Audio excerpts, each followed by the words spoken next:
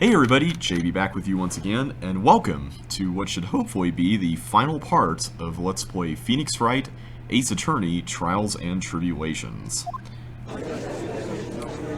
So when we last left off, well, a bunch of things happened in the last episode, but the most significant one was that we unraveled Dahlia's plan to kill off Maya Fey, and we discovered that it was indeed revenge for Mia defeating her in court now that Mia is gone. And we also discovered that Maya was actually the one channeling Dahlia the entire time, and she had a plan of her own to counter everything. And in the meantime, Morgan Fey, who had her own plan to kill Maya and take the line of the Kurine Master, her whole thing was pretty much entirely separate from Dahlia. At least that's what we came to understand. I mean, she was just wanting to use Dahlia for her own purposes. But the most important thing is that Maya is well and is alive, and she's currently recovering. But there's one unanswered question that we still have yet to resolve, and that is, who actually killed Misty Fey? Because Misty was originally channeling Dahlia on the night of the murder. Who actually did that? Well, I've got my suspicions, but let's see what happens here. Now then, before we proceed any further, I'm going to announce the results of the tests we had performed earlier. Well, that's right, we had the blood on the knife. That was still another unresolved question. Tests?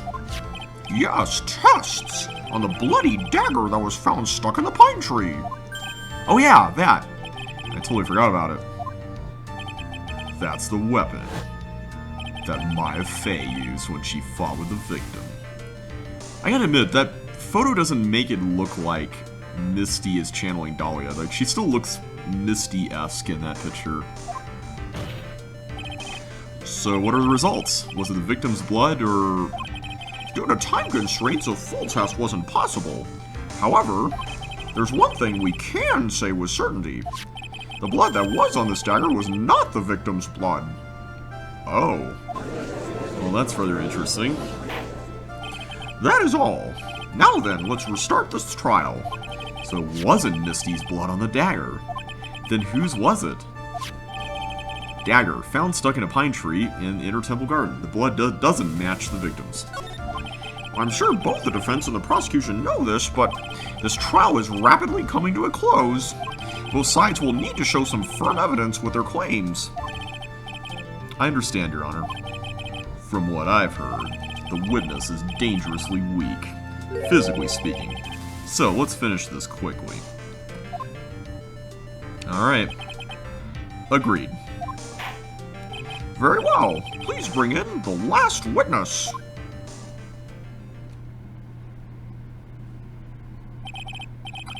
Witness, please tell us your name and profession. Maya Fey. My profession is... I'm the assistant manager at Wright & Company Law Offices. Maya. According to the magazine I have here, you're a spirit medium of the Kurine channeling technique. Well, she's that too. Although I don't know if she wants to talk about that right now. I'm frightened. The Fey clan. I don't want any more to do with it. Oh, Maya. The pain the Fey bloodline causes must be unbearable. Very well. Now then, Miss Fey. When the event occurred, you were in the garden of the Inner Temple. And you witnessed the moment of Miss Elise Donim's murder. Is this correct? I didn't see anything. Straighten up this instant, young lady. Huh? Pick your head up and speak clearly. There's always time for crying later. But Your mother was killed right in front of your eyes. There's nothing you can do to change that fact. But there's something you can do. You can finish this. You've been watching the whole thing, right? You've seen the witnesses come out, and you've seen us squeeze the truth out of them. Well, she was one of them for a little while. Now it's your turn. Let's hear your testimony. On on the night of the crime. What exactly did you see happen? Is this the first time Maya has actually testified? I'm trying to think if she was... Did she testify in the Turnabout Sisters case? I don't think she did. Witness, if you please. Yes, Your Honor. Oh, poor Maya. At the Inner Temple. Alright. I was passing through the garden on the way to a spare room, prep room when it happened. Suddenly, someone struck me over the head. I stumbled and ended up against the stone lantern. I think I screamed, "Help me!" Then something warm splashed over me. That's when I lost consciousness. Something warm splashed over you? So you were struck on the head? I suppose it must have been this staff? Maya, the person who hit you. It was Dahlia Hawthorne, wasn't it? I'm sorry, Nick. I couldn't see. I don't know who it was. Maya, think hard. Sorry, Nick, but I really couldn't. Ha. Can't say it was an especially good night for young ladies to be walking around alone. It seems that it will be hard to determine the criminal through testimony alone. Very well then, Mr. Wright. Please begin your cross-examination. Maya, hang in there. She doesn't look well at all. Oh. Alright.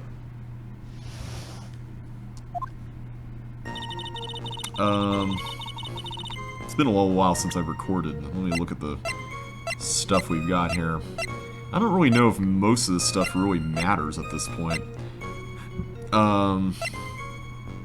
Like, a lot of this stuff we've used, or it's explained something that we've already addressed, so... yeah, that's... that letter... was not lit... Okay, that's it. I'm just gonna press everything. For now. Who else was on the Inner Temple side that night? Well, Sister Bikini, of course. But I remember her saying that Iris would be coming later as well. On the day after the incident, Edgeworth met Bikini at Hazakura Temple. That means she couldn't be the criminal. So then, did Iris actually come later like she said? Well, we know she didn't, right? Because it was Dahlia who was over there. Well, let me think. She seems confused. It's probably because she's so tired. No, I'm sure I didn't see her. She must have come while I was preparing for the training.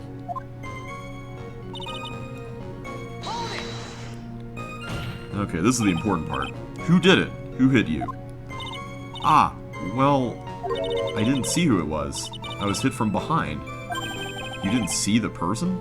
Also, weren't you up against the stone lantern you were saying, so how could you be hit from behind?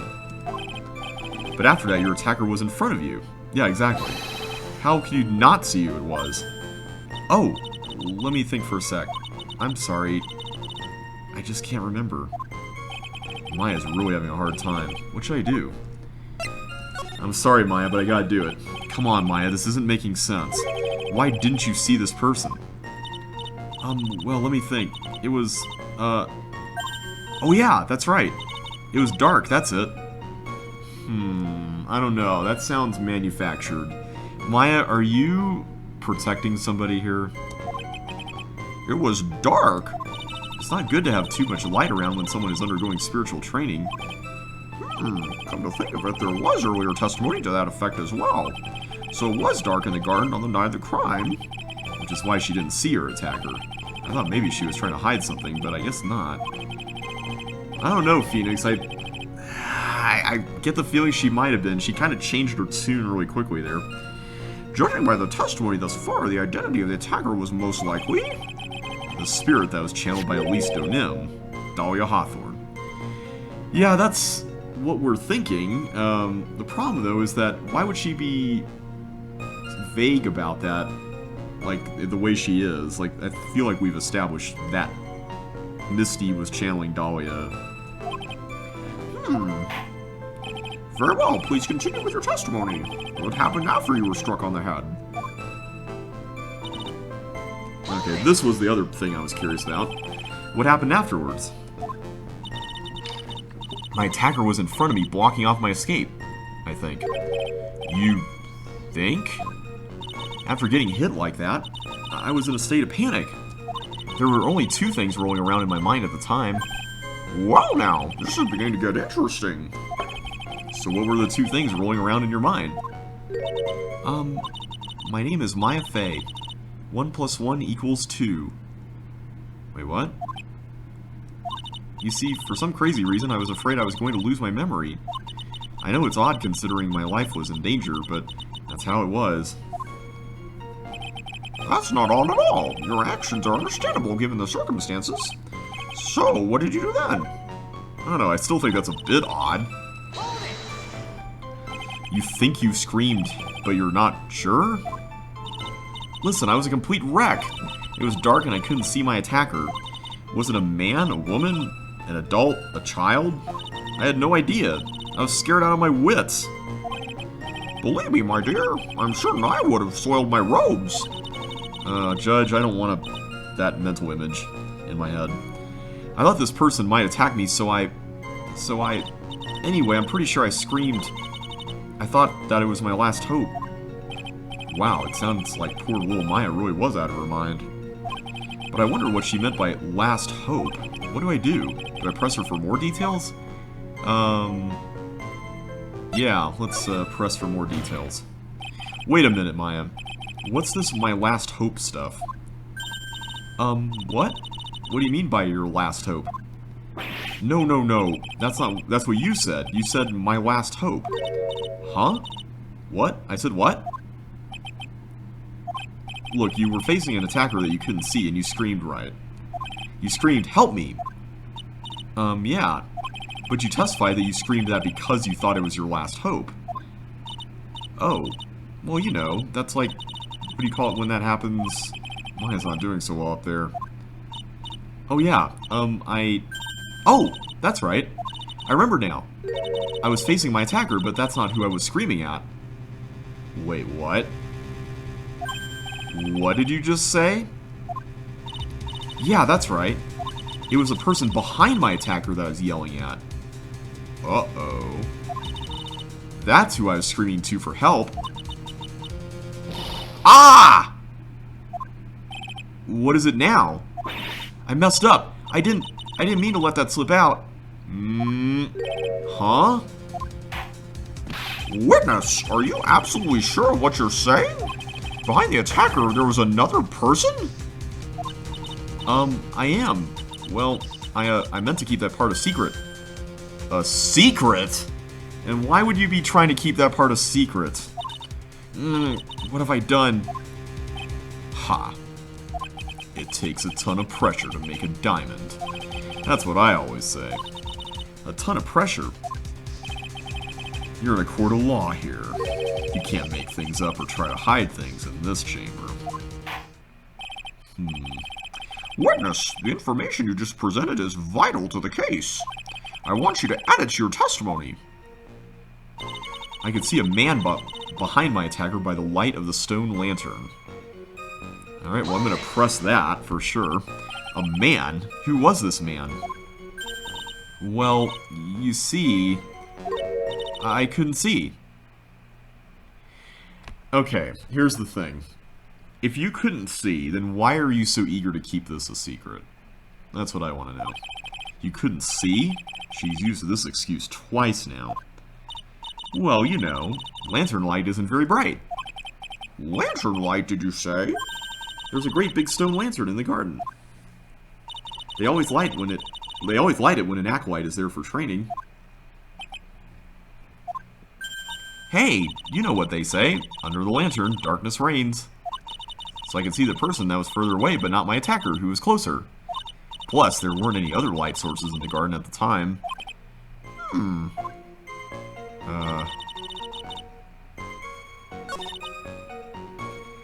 Is there some thing that mentions... Oh, this. I didn't even look that up. So there was a man standing behind your attacker. Yeah. That man, he's the killer. He stabbed her from behind. Well, if it's not Maya, then it has to be whoever this is. He's the one who killed Lee Stonem. otherwise known as Misty Fey, your mother. The killer! Maya, you know who killed your mother, don't you? What is the meaning of this, Mr. Wright? To be frank, Your Honor, I think she is in shock and quite confused. That's why she hasn't noticed the huge problem with her testimony. Huh?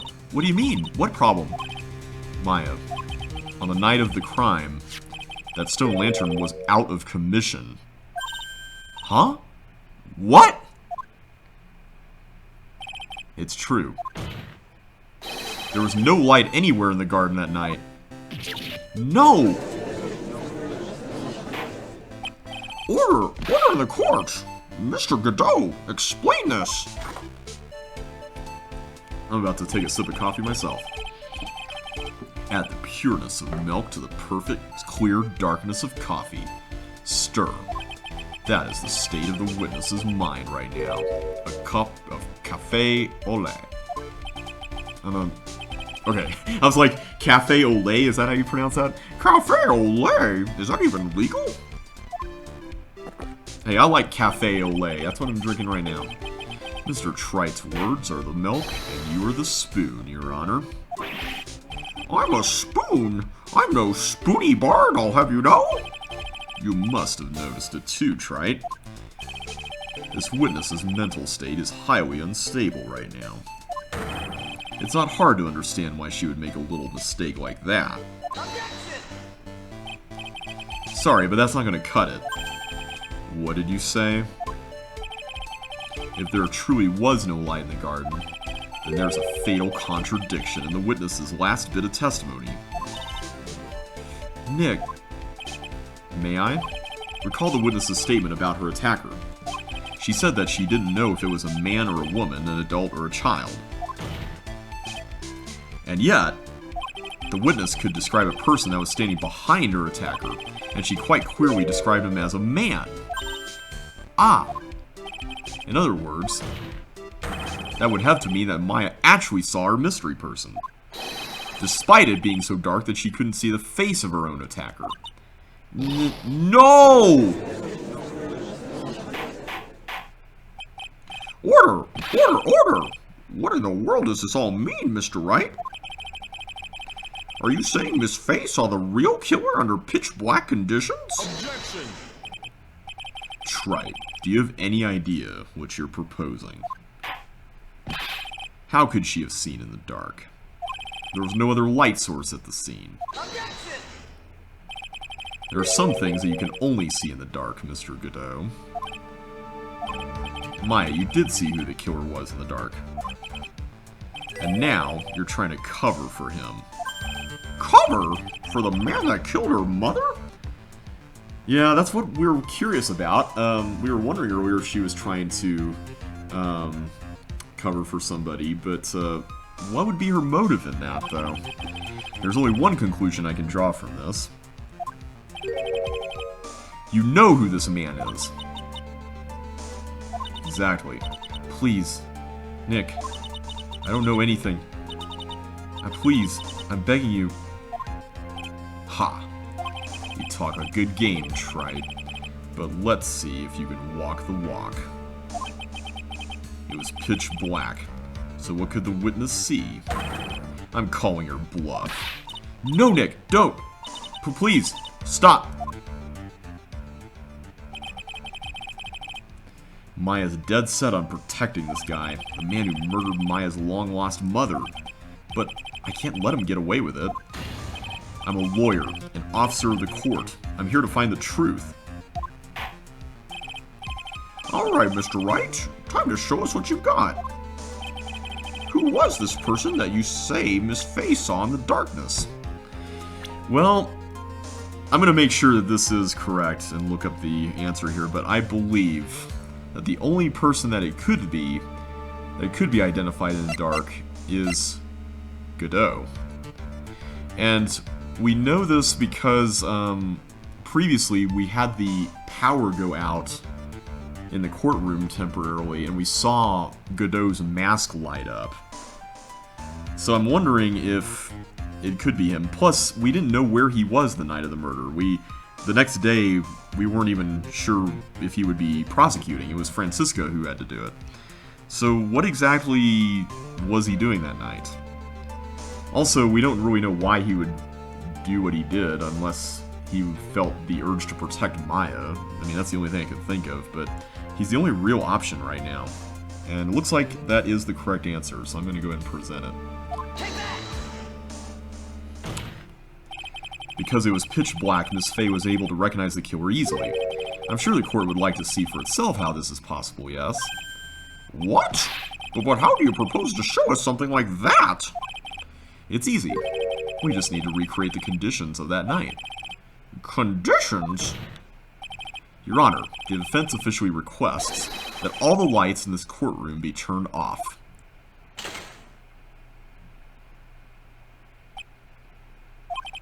What? This is... But it can't be. Ha. Yup. That was a nice bit of deduction. Trite.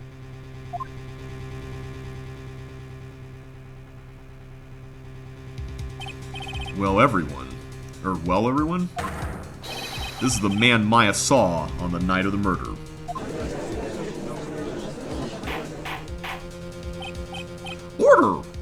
Order!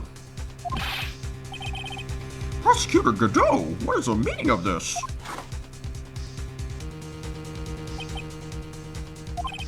Surely you must be shocked to hear yourself accused of such a thing. Why aren't you denying it? Well, we have seen Godot be one cool cucumber under pressure here, so I'm not too surprised he's not denying it. Ha. Your Honor, you're asking the wrong person. What do you mean by that? If you've got a question, ask the witness. That's one of my rules. Well, Maya, how about it? What you saw that night? Was it 3 glowing red lights? Well, witness, answer the question. You're wrong. I never saw that. Maya, I thought the person that stabbed my mother was a man. For a totally different reason. What? Witness, Mr. Wright, what the... Stop your chattering, Your Honor. Chattering? If it's worth asking, ask the witness. That's one of my rules. All right. Well then, let's continue with the testimony. Please tell us how you knew the killer was a man. Yes, Your Honor. I didn't realize it until after I woke up, but... Alright, the killer. When I came to, I was just lying there on the training hall floor. By the time I got back to the garden, the place had totally changed.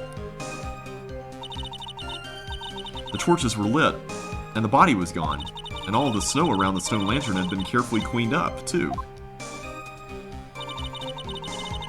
Since the person did all that work alone, I just assumed it was a man. But come on, Maya, women are strong, too.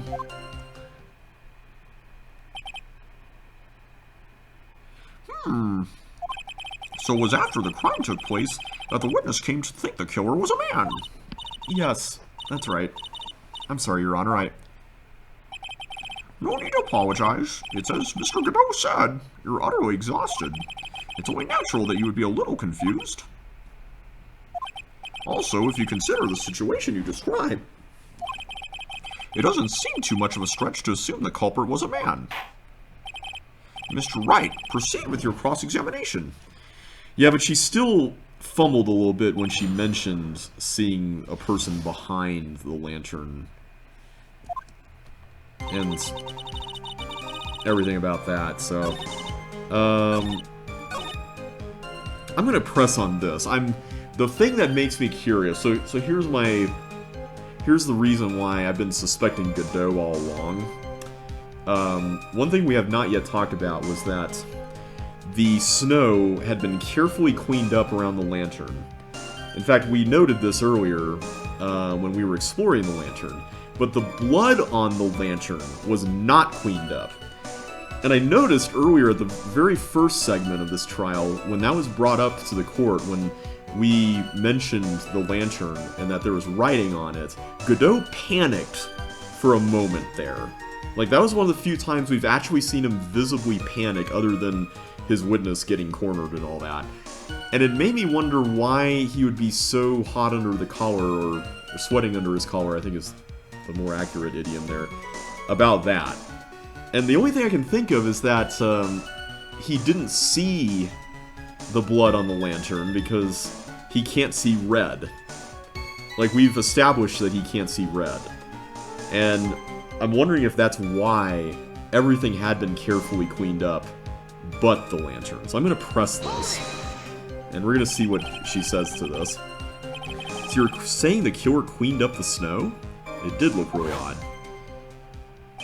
The snow was removed in an unnatural-looking rectangular shape around the lantern. Yeah, exactly.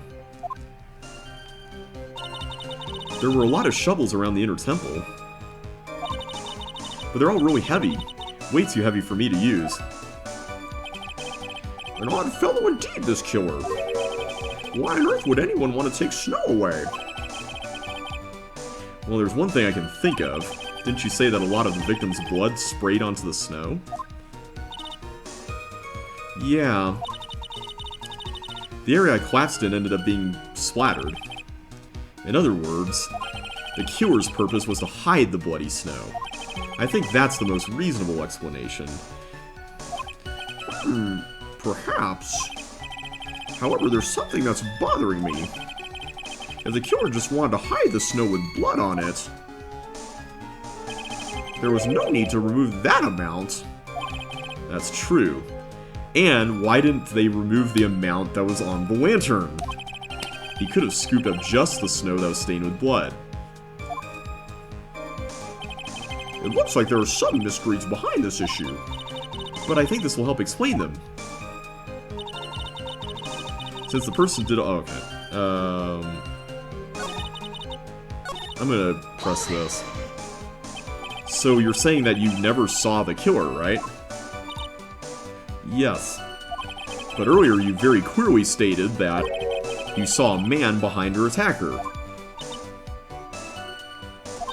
Nick, I'm sorry. The killer certainly went through a lot of trouble, moving the body by pendulum, manipulating the crime scene, but for what purpose? Why do all that? Maybe Maya knows more than she's letting on. Okay, so that's it. Is there anything else we can present here? So why did the killer remove this?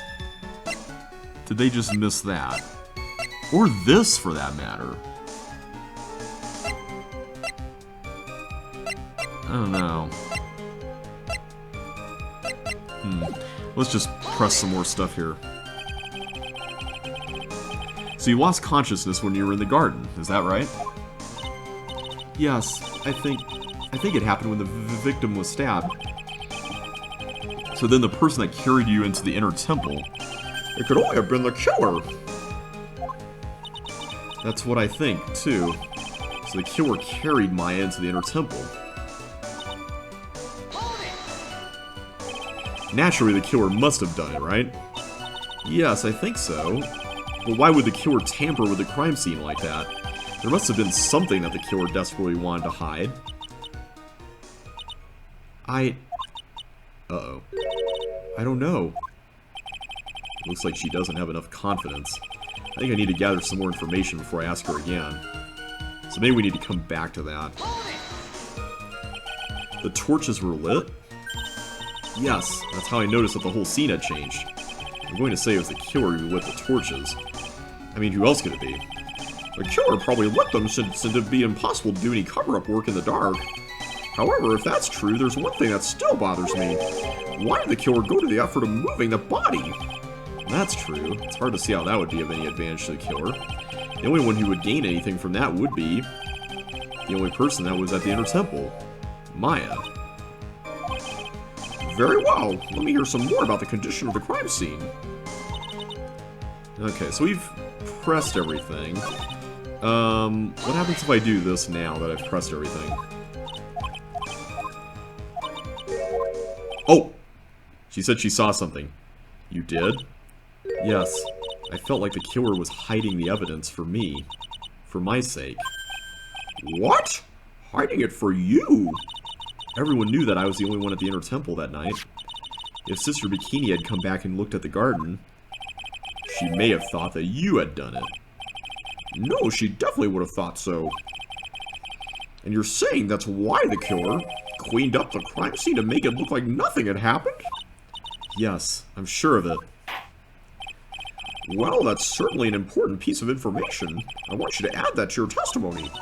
Yes, Your Honor. I think it was for my sake that the killer cleaned up the evidence of what had happened. I'm going to presume that we need to present the stone lantern again. Yeah, we do. Alright, now let's talk about why there's stuff on the lantern. The body of Elise Donim was carried all the way to Hazakura Temple's courtyard. Then at the garden, the real scene of the crime, the snow that we suspect was covered in blood, was scooped up and removed. It's reasonable to believe all this was done in an attempt to hide the true crime scene. However, there's still one matter that seems somewhat odd. Oh, and what would that be? You must have figured it out by now, Mr. Godot. It's the message written in blood on the lantern. It was written very clearly on the white stone lantern. Maya. Ah. If the killer was so motivated to protect Maya from suspicion, then why didn't they wipe the writing off the lantern? Ah, you're right! Okay, it was a bit of a roundabout way to get there, but we finally got there. Order, order, order! But Mr. Wright, isn't it a fact that the killer was trying to cover up the crime scene? Indeed. But it doesn't make much sense to move the body and remove the bloody snow, then not wipe off the most incriminating thing of all, the bloody writing. Objection! But if that's the case, do you have an explanation for the killer's mysterious behavior? Why would this killer move the body and remove all that snow, but then leave the bloody writing on the lantern? I have a pretty good idea. I don't know what the killer's plan was, but it's a fact that the killer left the writing on the lantern. There must be a reason for it. Well then, Mr. Wright, let's hear your opinion. Why did the killer leave the message written in blood on the lantern? I'm gonna say this. I'm not even gonna look it up. Prosecutor Godot, earlier in this trial you gave me some good advice. Once you eliminate the impossible, whatever remains must be the truth. Maybe you're not as dumb as I thought. The real killer wanted to disguise the fact that a crime had occurred there. If that's the case, they wouldn't have left the bloody writing on the stone lantern on purpose. Therefore, it must mean that they didn't notice it. But that doesn't make any sense. The torches were all lit and everything. There's no way any normal person would miss something as glaring as that. Yeah, any normal person. You're right. There is no way any normal person would. What?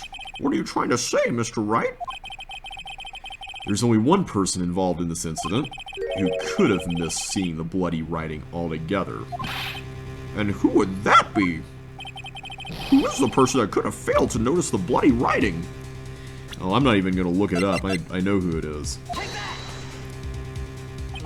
Mr. Godot, this is what you said yesterday. My eyesight is pretty messed up. Even with these huge goggles on my head, I still can't see everything. You can't see everything? Is that correct, Mr. Godot? This lantern was submitted as evidence today. I would like the courts to think back to the moment it was first presented. This lantern? There's something written on it. Why? It's written in blood! Nonsense! This lantern, it's as clean as a whistle. Oh yeah, that's right, he wasn't even he he didn't even notice back then that there was blood on it. I forgot about that. I just remembered the part afterwards where he was panicking. Mr. Godot, just admit it. There are certain colors you can't see. Correct? You can't see red on a white background, can you? That's right. We went through this once before, during the poisoning case at Tribulations. Mm-hmm. The game freeze? It's doing the thing where it's not responding. Oh, there we go. This is the apron the delightful Miss Bird was wearing at the time, and somehow spilled coffee on. There's something still bothering me, Mr. Godot. Why have you not explained the bloodstain to the court? Bloodstain? What bloodstain would that be? Don't play games, prosecutor. The blood-colored stain that's smeared all over the apron. That's ridiculous. No one told me anything about a blood stain. You could see the coffee on the white apron, but you couldn't see the ketchup, because it was red. Ha. It's strange. In a black and white photo, these letters would have appeared black to me. I wonder, why am I the only one that can't see them? So then, Mr. Godot, are you admitting it? Are you admitting that you can't see the red writing on the lantern?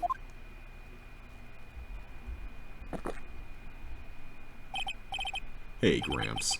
Didn't you know? That's the reason why I don't drink red tea. That wasn't exactly the question. I wasn't sure about it until now, but I just can't believe it. Prosecutor Godot is the murderer! But there's no going back now. I finally figured out the truth. Mr. Godot, the defense at this time formally accuses you. You are the murderer of Miss Elise Donim, also known as Miss Misty Fey. It's hard to believe this may be true. However, once again, Mr. Wright has brought up a disquieting fact about you. Ha.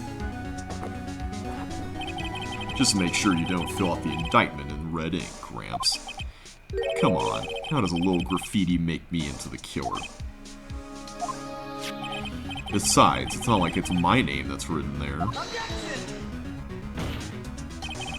I'm certain that the killer wasn't able to see the color red. This is rich. Do go on, Trite. The answer is right there at the crime scene. In the snow. The snow? How so? Well, for example, why did the killer move all that snow? Your Honor, you said it yourself. If you wanted to hide the bloody snow, why not take out just that area? Yes, why did he take just that area? Ah, could it be? Yes, the killer couldn't see the red blood that had seeped into the snow, and so he had to remove all of the snow. He couldn't be sure of where the blood had landed, so he removed the whole area. Objection! Isn't it more likely that the killer couldn't see the blood because it was dark? But the lanterns were lit. Not a chance. The torches were all lit. He would have been able to see just fine. Or sorry, torches, not lanterns. It seems that once again this trial has taken an unexpected turn, to say the least. Can you explain this, Mr. Godot?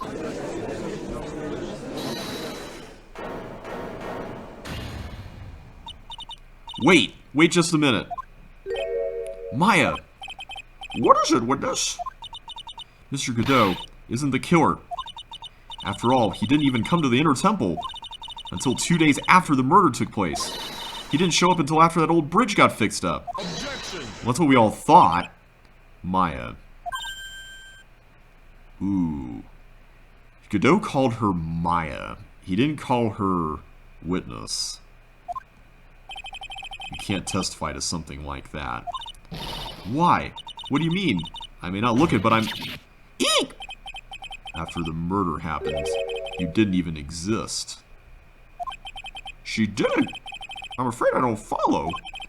Are you senile, old man? We established this just a little while ago. After the murder, this witness was unconscious for a long time. Because she was channeling Dahlia Hawthorne. Oh, that's right. Please, Your Honor, let me add to my testimony. Nick, please listen to me. Maya, do you plan to cover for Godot no matter what the cost? If that's the case, then I've got no choice. Your Honor, let's hear her testimony. If it means we're going to hear the whole truth, I say we should not silence her. Ha. Nicely done, Trite. Very well, let's hear the witness's testimony. Please tell us what happened at the Inner Temple after the murder. Yes, sir. After I woke up, I began channeling and my spirit left me, as it were. The little Pearly was there at the Inner Temple, too.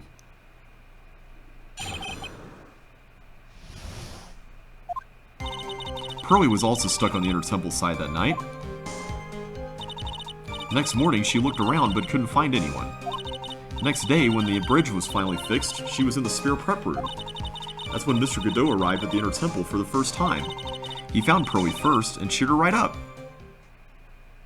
Who is this Pearly? That's my little cousin, Pearl Faye. So when did you hear about this? Oh, just a little while ago, when I was in the medical office. I'm terribly sorry, but what you heard from someone else is simply not admissible as testimony. What? Come on.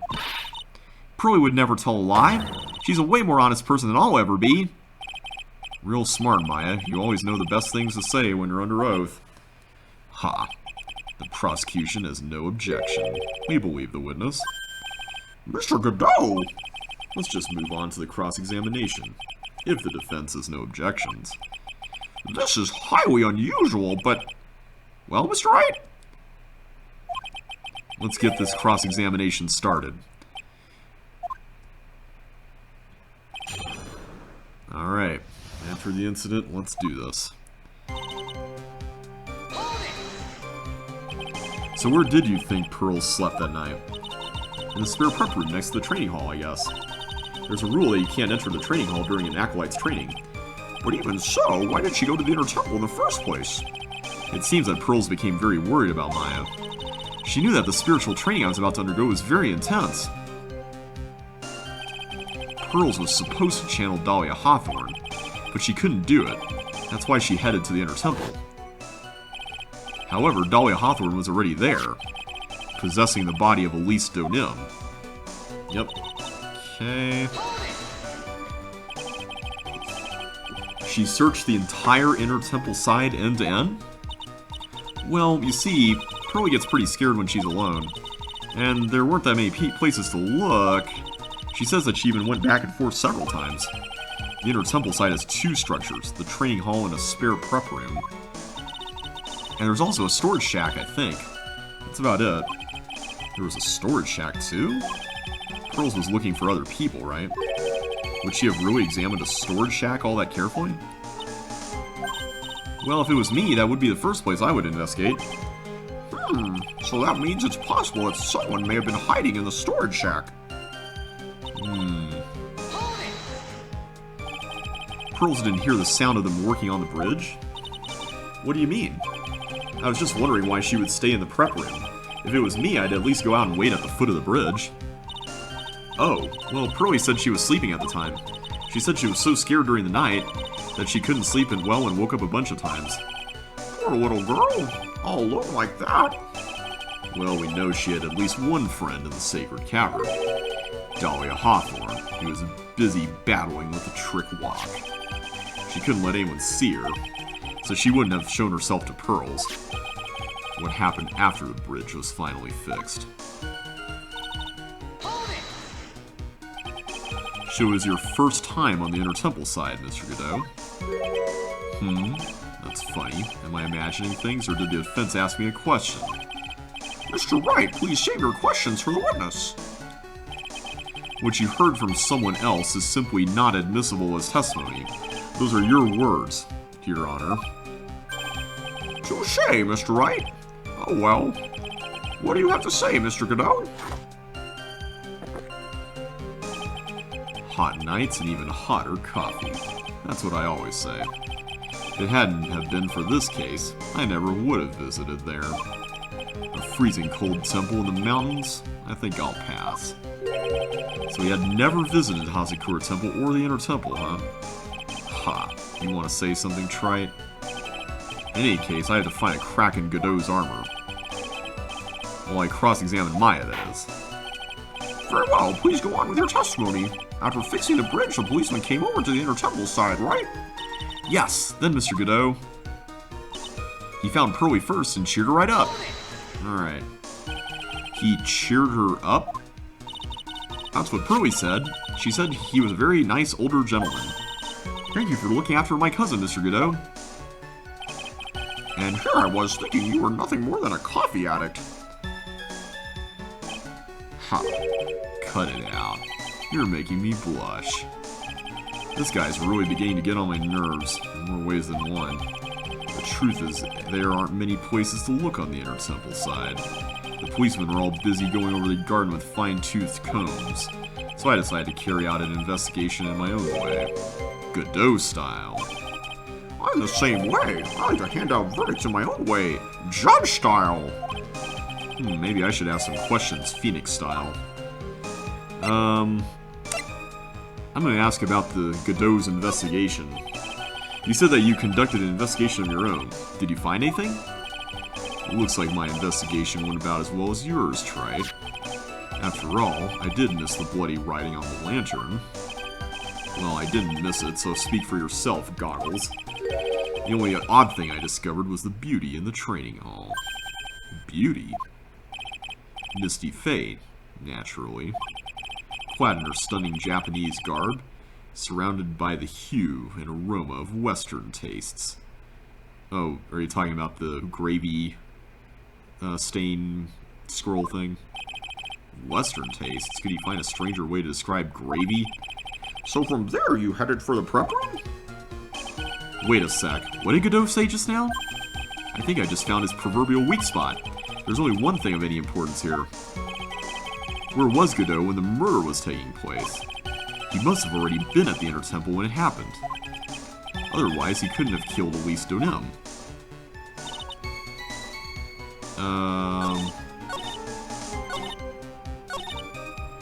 I'm gonna press this again and ask about the cheering up Pearl part. Okay. Here we go. Cheering Pearls up. So you cheered Pearls up.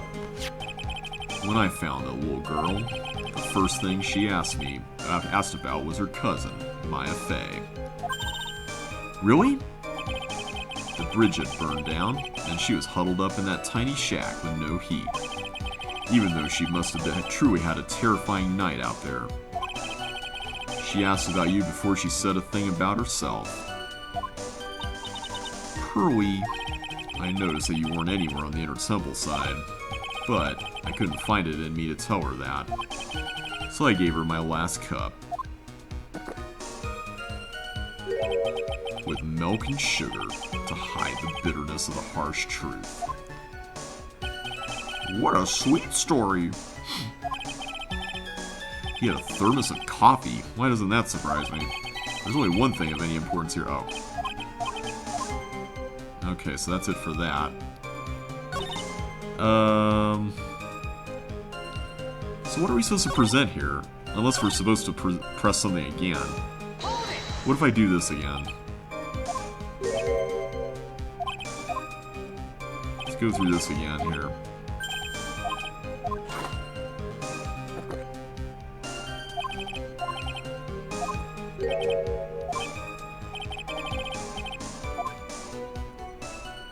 Uh-oh, wait a minute. It's just like I thought. Godot is lying. If his first visit to the Inner Temple really was after the incident, he shouldn't know about that piece of evidence. Very well, please go. Oh, okay. That piece of evidence.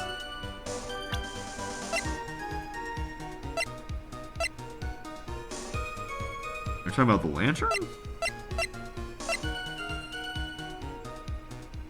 Like, what are we supposed to present? I imagine this is what we're supposed to present here, but like, are you talking about this? I'm gonna say it's this, because I think they were trying to suggest that he knows that that's Misty, even though there's gravy on top of it. Yeah, it is. Yeah! Mr. Godot. The first time you crossed Dusky Bridge and went to the Inner Temple was long before the murder took place. Why do you say that? Because he just made one fatal slip-up. The hanging scroll in the training hall. Hanging scroll? But Mr. Godot is right. That scroll shows a picture of my mother. Maya, I know you know who it is, but here's something you didn't know. By the time the bridge had been repaired, 2 days after the murder, the hanging scroll in the training hall looked like this. What's that wonderfully delicious smell? The morning after the crime, someone covered it with gravy. Gravy? Why gravy, Nick? Because gravy was much more than a condiment to the culprit. Well, Mr. Godot, if you really hadn't seen the hanging scroll until after the murder, you wouldn't have had any way of knowing that it was Misty Faye. Well, unless he knows that that's the Kurine master symbol on top of it. I suppose there's that. Wait a minute, Nick. Yes? Take another look at the hanging scroll. Look, at the top. There's a crest there. Ah, that's the mark of the master, correct? Okay, good. She's bringing that up. Exactly. So if you know the meaning of the mark, then you would guess that there was a picture of Misty Faye on there.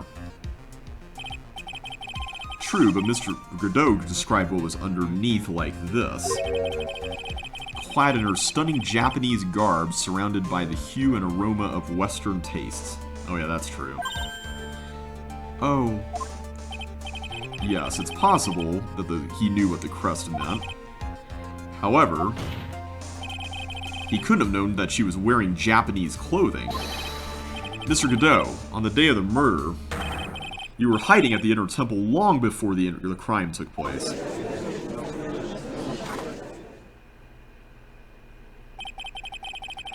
Can I ask you just one little thing, Trite? What is it? This whole theory of yours, it all rests on a certain assumption. That I knew beforehand that a crime was going to be committed. That's right. Otherwise, there's no reason for him to sneak onto the crime scene. That is a really good point, and I haven't really thought about that yet. Of course Mr. Godot knew about the plan. Huh? What did you say? Yeah, Phoenix, what are we saying here? Is it really possible that another person knew of that plan? Are we supposed to present the letter here?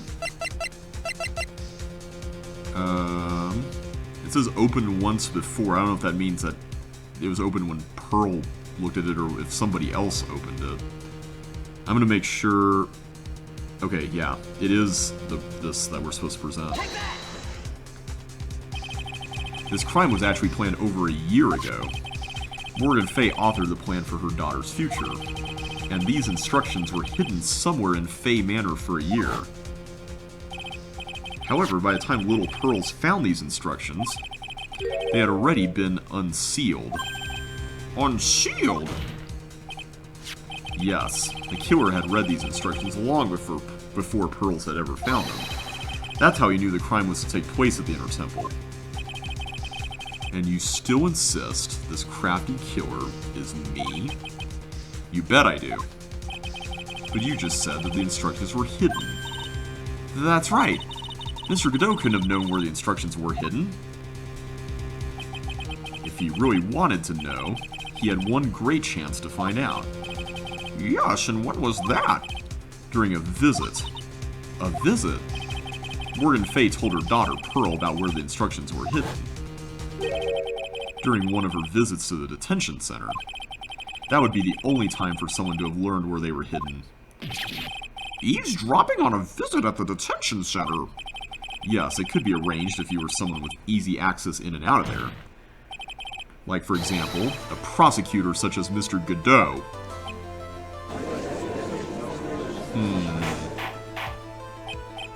Order! Order! Order! Mr. Godot, you're under fire again! This murder could not have been carried out without prior knowledge. And you were the only one that could have acquired this information before the murder.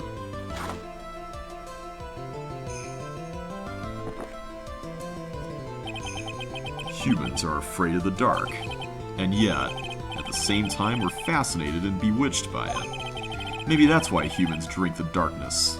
That is coffee. Sorry for always asking, but what does that mean? It means there's a reason for everything. According to your theory, the killer in this case eavesdropped on a conversation during a jail visit where he learned of a hidden plan for a crime. After discovering the plans, he hid in the inner temple and waited for the crime to occur. Then he ultimately took a person's life. And he did all that just to protect this witness? That's right. If you're accusing me of this crime, I have to ask you, why would I do this? This girl is nothing but a stranger to me. Oh, I don't know about that, Godot. I've got no reason to go through that kind of trouble to protect her. I think you do have a reason. I am what you see. I'm certainly not the type to rescue the damsel in distress. The killer's behavior is certainly extreme, for lack of a better word. Even considering that the killer wanted to protect this witness's life, his behavior is still a little too unnatural. However, you had a good reason, didn't you, Mr. Godot? An unshakable reason that forced you to protect this witness at all costs. I knew it. You figured it out, haven't you, Nick? Maya, I guess you were doing your best to cover for Godot. For the same reason, huh?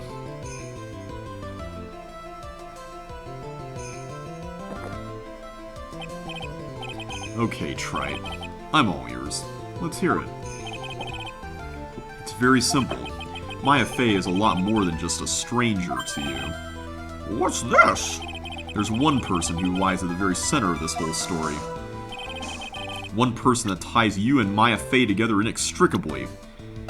I'm gonna assume it's Mia, but I'm just gonna make sure... Yep, it is. There's a very good reason why Maya Fey's life is so precious to you. After all, she is Mia Fey's only sister. Mia Fey. You once worked alongside her. That was when you were a defense attorney. Wait a second here. Mr. Godot is a defense attorney? With your honor's piercing intellect, you must have figured it out by now. The real name of this man who calls himself Godot. His real name is Diego Armando. Isn't that right?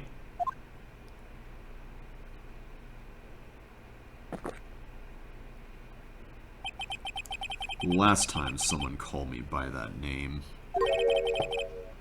was over 6 years ago.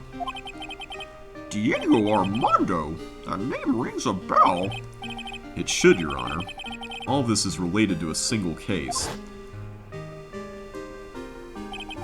A case in which a convict named Terry Falls killed himself.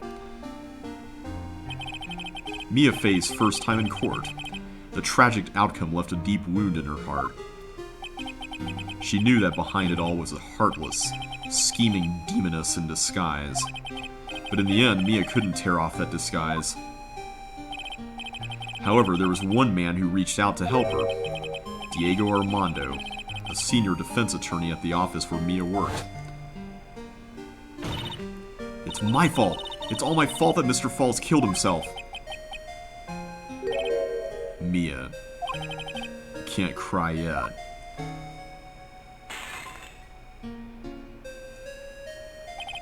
The only time a lawyer can cry is when it's all over.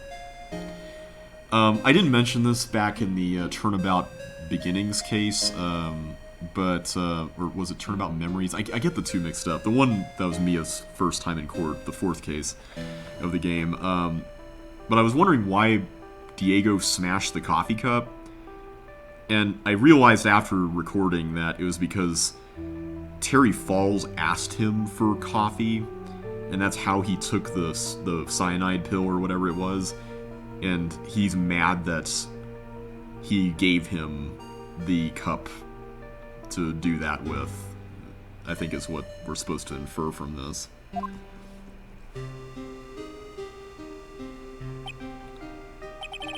I was moved by her. The way she put all her faith in her clients. That pure, sweet heart of hers. That's why I could never forgive Dahlia Hawthorne. Mia and I thoroughly investigated that fake kidnapping incident. Then one fateful day, Dahlia wanted to meet with me. It had been 6 months since the trial. We met in the courthouse cafeteria. Ah, I just remembered. 6 years ago, right here in this courthouse, you were poisoned. Even I didn't see it coming. Dahlia Hawthorne slipped some poison into my coffee. Some newspapers at the time called it a murder, but very little information about the case was released to the press. But you weren't dead at all. No official reports actually ever called it a murder. I was just in a deep, deep coma. I see. My body shut down, and my life became nothing but a long, deep sleep. That woman's poison did a real number on my central nervous system. I lost my sight, and all of my hair turned white due to the damage it caused. That's terrible. Apparently, it was a miracle that I ever regained consciousness. 5 years had passed since I drank that poison brew. And one morning, my eyes flew open from the smell of a doctor's cup of coffee. 5 years? You were asleep for 5 years? And the worst possible news was waiting for me. Mia Fey was dead. From the very moment I opened my eyes, I had already lost everything I thought I had. The woman I loved had been murdered. And the woman I loathed had been sentenced to death. The woman you loathed? The woman who had spiked my scalding hot coffee, Dahlia Hawthorne.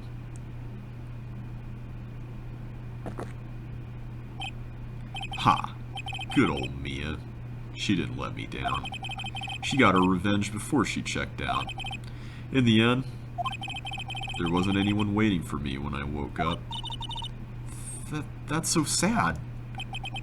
For someone like me, for someone who had slept away their best days, there were only 2 reasons left to live, and it was for those 2 reasons that I decided to become a prosecutor.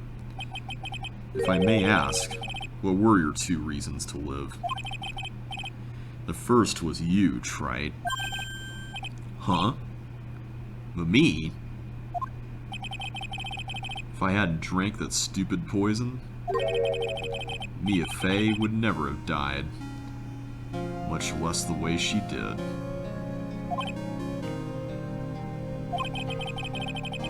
You were the only one who was there to protect her, but you let her die. It was all your fault. It wasn't like that. Yeah, I mean, Phoenix wasn't even aware that anything was even going on. I wanted to see for myself what kind of a man you really were. So that's why you became a prosecutor? My other reason for living. She goes by the name of Mia Fey. Huh? You mean me? You were the only way I could make up for the sin of not saving Mia. 1 year ago, when the Crine Village incident was resolved, it was obvious that Morgan Fey was planning something. Whatever her evil plan was, I was determined to stop it. My role as a prosecutor put me in the perfect position to do something about her. That's how you overheard Pearl's visit with Morgan at the detention center. I knew that the time was drawing near. Since I knew the plan, I thought I could foil it. My goal was to outwit the plan. I thought if I could do that, I could keep that girl from being caught up in it. That makes sense. I really like this song, by the way. If Pearls had known that the actual purpose of the plan was to kill Maya, she never would have helped out.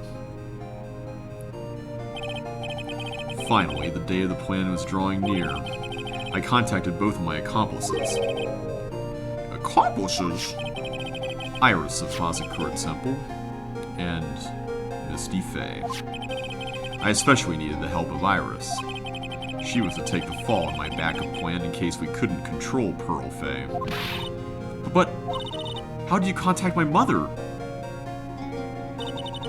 She had been missing for almost 20 years. Officially, yes. What? What do you mean, officially? You've heard about it, haven't you? About the strong ties between the main family and the government? Now that you mention it, Bikini did say something to that effect. She said that the Master of Karine had great authority. Even without her official position, Misty Faye still wielded great influence. The police have been keeping an eye on her movements all this time. That's how I was able to contact her. Again, because of my position as a prosecutor. So my mother was cooperating with you? Don't ever forget. No matter how far away from you she was, she never stopped thinking about you. She was always... That's why I knew she would do anything to protect you.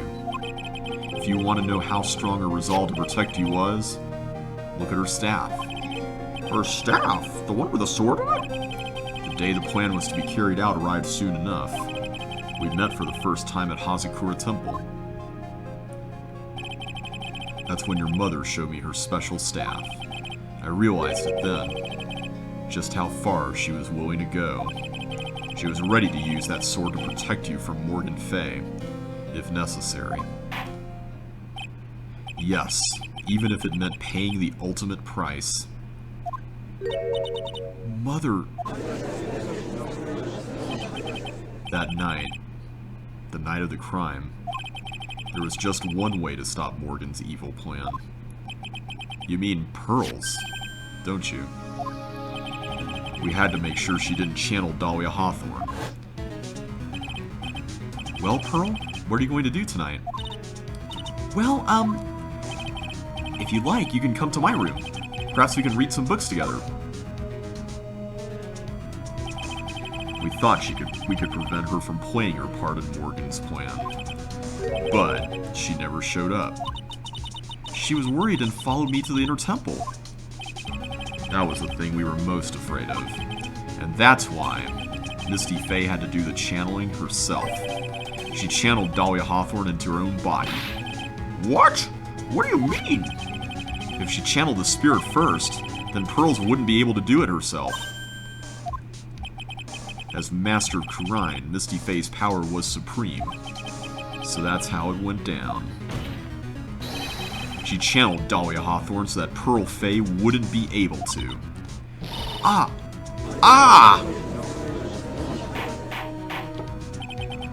What? Is this true? My role in the plan was to make sure no one was going to hurt Maya Faye. That's why I hid myself at the inner temple. Just in case you needed to be saved from Dahlia Hawthorne. Godot. Anyway, that's all I'm going to admit to. Trite. Huh? There's no doubt about it. You're a great defense attorney. But you're going to have to do the rest yourself. The background leading up to this incident has been laid bare. There's just one question remaining, Mr. Wright.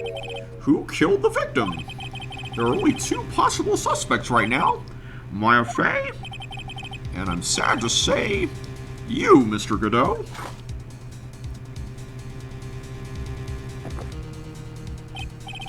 Well tried.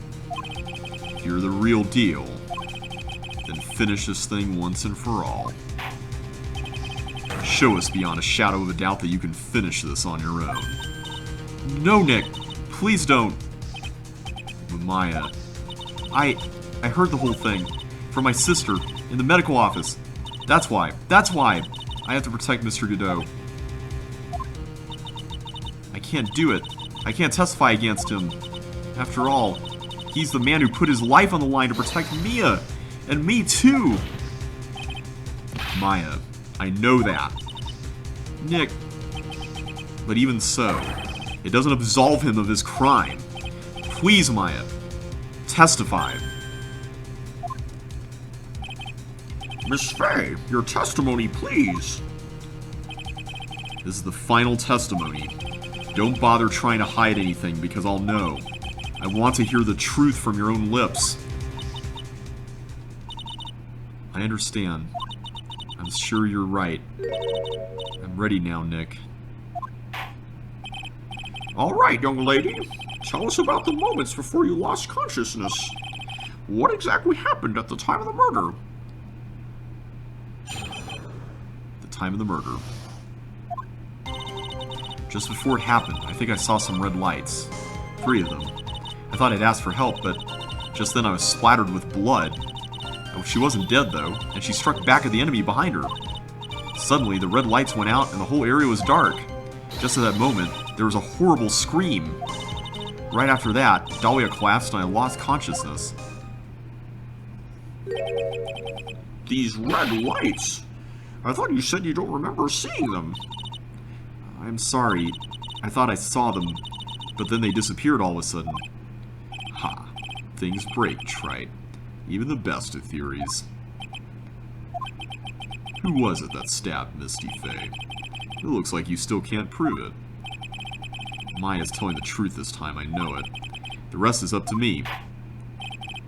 Well then, Mr. Wright, proceed with your final cross-examination of the witness. Okay. I kind of want to get to the part where we talk about somebody screaming.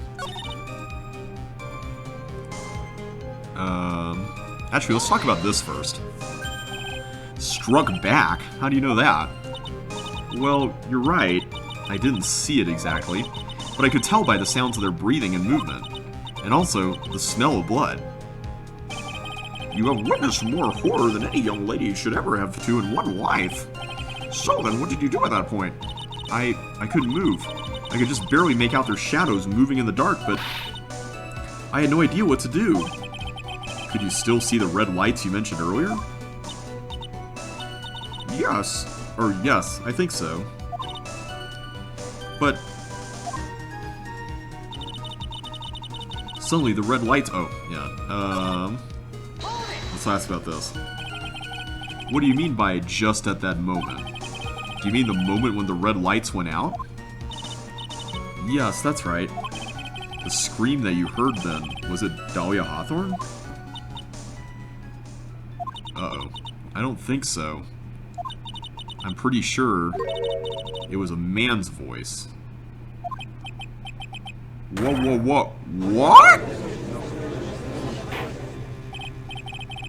So then that scream came from the killer? That's gotta be it.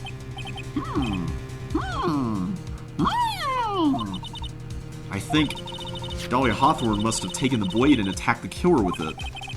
And then the killer let out a scream of pain, huh? After that, the killer stole the blade back and delivered the final blow. I guess. Well, Mr. Wright, which seems to make sense to me. It sounds like a reasonable deduction, but I still kind of wonder. I'm sorry to say this, but that interpretation would create an enormous contradiction. That makes sense. After all, my deductions are almost certainly never correct. Remember the testimony she just gave. Before the killer let out a scream, Maya said she had already been splattered by the victim's blood. In other words, the blade in the staff had already been plunged into the victim.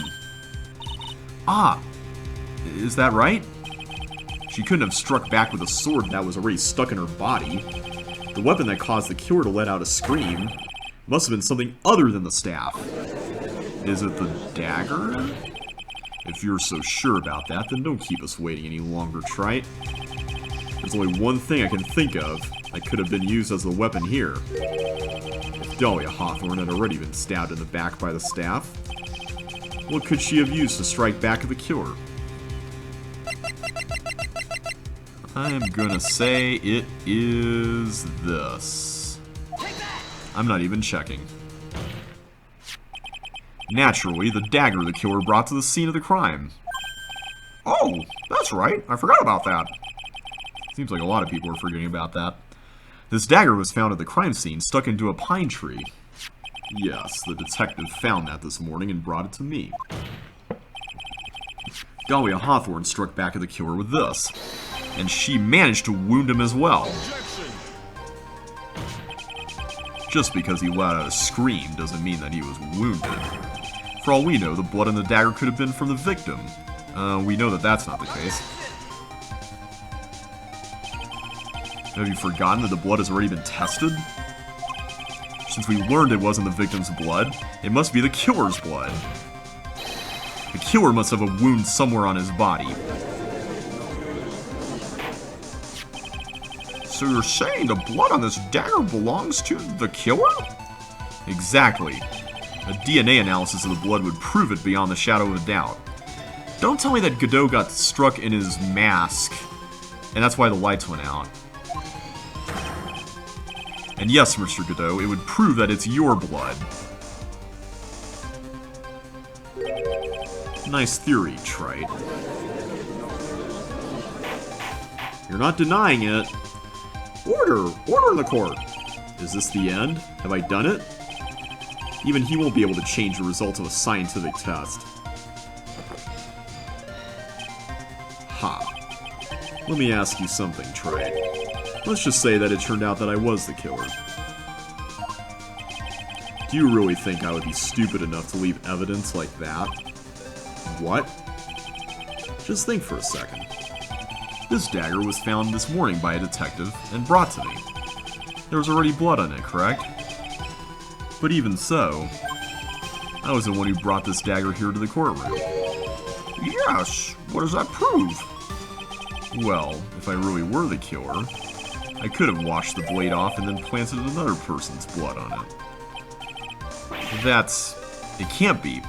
Yeah, but we know that you can't see blood, right? In any case, there's one thing I can guarantee, Trite. That blood, it doesn't belong to me. Not a chance. What? In any event, it seems to be established that the killer was wounded. Alright then, witness. Continue your testimony. Wait a minute. What's the problem? I know I probably shouldn't say this, but there's a big contradiction in Nick's explanation. Maya? This dagger, you said that it would wounded the killer. Mm-hmm. That's right. But, if Mr. Godot had really been cut with a dagger, his clothes should be bloody or have a rip in them, right? Maya? Maybe he just changed his clothes? That'd solve the contradiction pretty easily.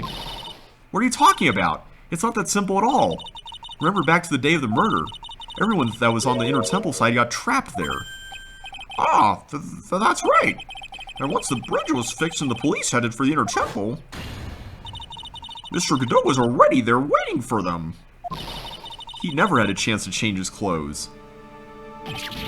Ah! That's why I'm thinking that it wasn't his clothes. It was that mask, and that's why the lights went off. Order in the court. Well, maybe he brought a change of clothes with him. But no one could have predicted the lightning strike that shut down the bridge. Why would anyone have brought a change of clothes? Did the judge take smart pills during the last recess? Well, I mean, it's not unreasonable to bring a change of clothes when going up into the mountains. Well then, maybe the killer took off his clothes before he committed the murder. That way he wouldn't get any blood on them. That's impossible, Trite. You know how cold it gets up there late at night. After a few minutes with no clothes on, you'd be frozen solid. Ah!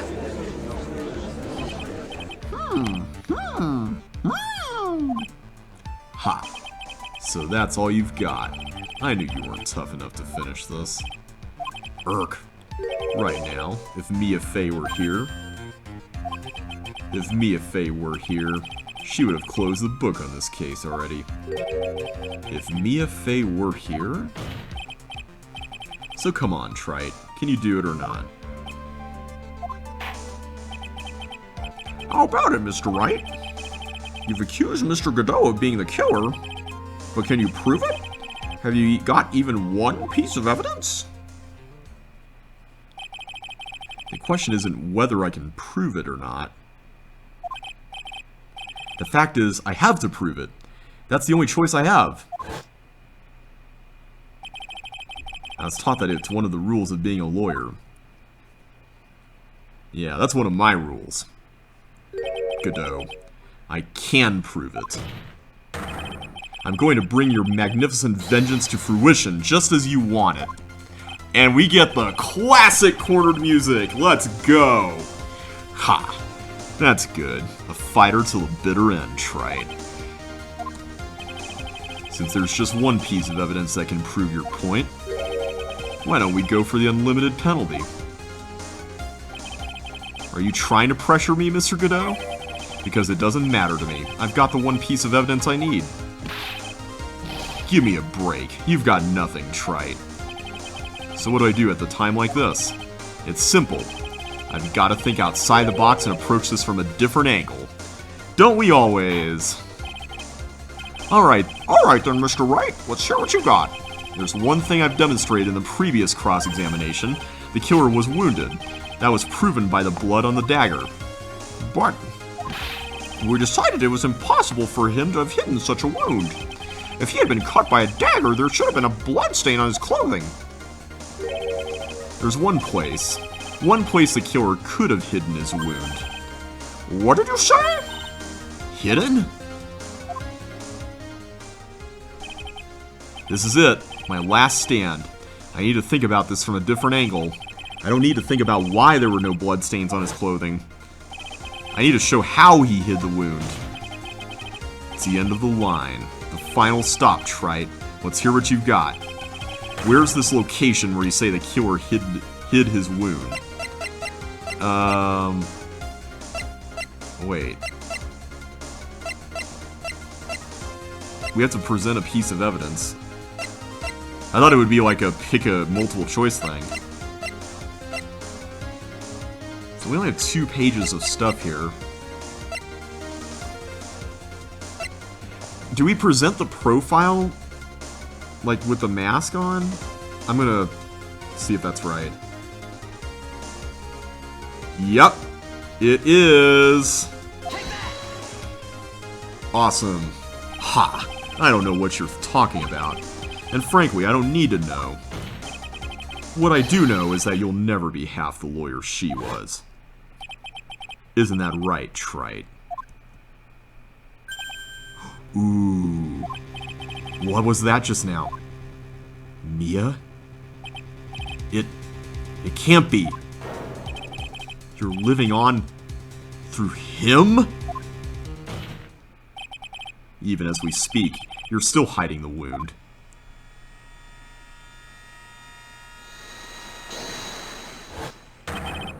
It's beneath your mask! During the fight, the red lights given off by the killer suddenly disappeared. Seconds later, the killer let out a scream. That's right, your mask went flying off your face. Mr. Godot, would you mind removing your mask? If you have a dagger wound under there somewhere, then I'd say this whole case is solved.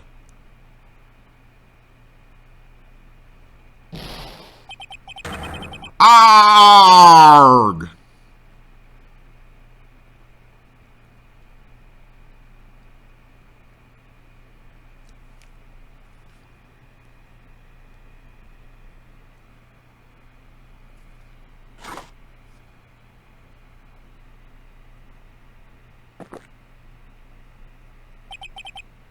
Just now, I saw her spirit in you. I never liked you. 6 years ago. You helped the woman who put me to sleep by hiding her bottle of poison. And then, while I was sleeping, you let Mia die.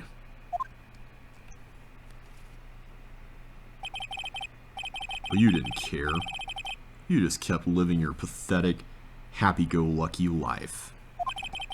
You even had the nerve to follow in her footsteps as a lawyer. I could never forgive you. That's what I thought. Mr. Godot. But I was wrong about you. I knew it from the very beginning. The truth is, the only person I could never find it in my heart to forgive was me. You? Yourself? I was the one that failed to protect Mia. Me and no one else. I tried to avert my eyes from the truth, to escape from the harshness of reality. I just couldn't face Mia's death head on. So I ran. I hid behind a mask. I threw away my true name.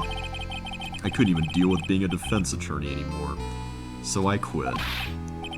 But, you saved Maya! Yeah, that was my plan. Up until just now, anyway. What do you mean? Are you listening, Maya? If I had really wanted to save you, then there's no one person I should have gone and talked to right away. Who would that be? Are you talking about Nick? But I didn't do it. I tried to get the help of Iris and your mother, but I closed my eyes to the most important man involved. Do you know why? The real reason? No. Why? I suppose I wasn't really interested in saving you at all. Huh? I think I was just trying to salvage what's left of my own broken soul. I was trying to make up for the fact that I couldn't save Mia. Nothing more. That's why I let you walk right into a situation that I knew was dangerous. Forgive me. You're wrong. You put your life on the line to save Maya. Was it really for Maya's sake? Even I'm not really sure. What do you mean by that? That night, in the darkness of the garden, when I saw her silhouette, part of me must have known the truth. The truth that it wasn't really Dahlia Hawthorne standing there in front of me. It could have been Misty Faye, or even that little girl. But I still picked up the blade. It was like I was dreaming.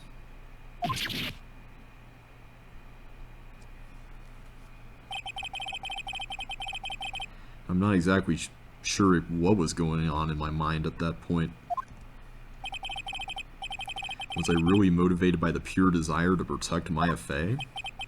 Or was it something else?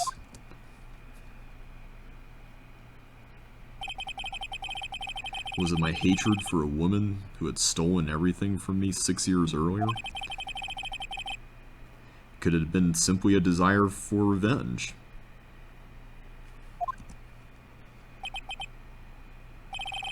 And now, I don't know anything anymore.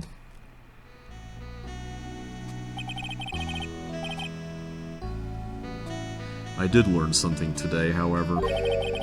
I finally realized that I was the arrogant one. I was just chasing an illusion, a fantasy. The stupid fantasy of defeating you in the courtroom. You were the one who made me realize my folly. You never ran away from Mia's death. Instead, you picked up where she left off, as a true defender of the people.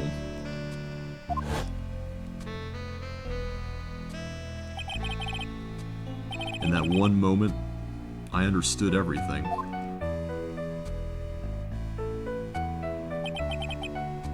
Mr. Godot.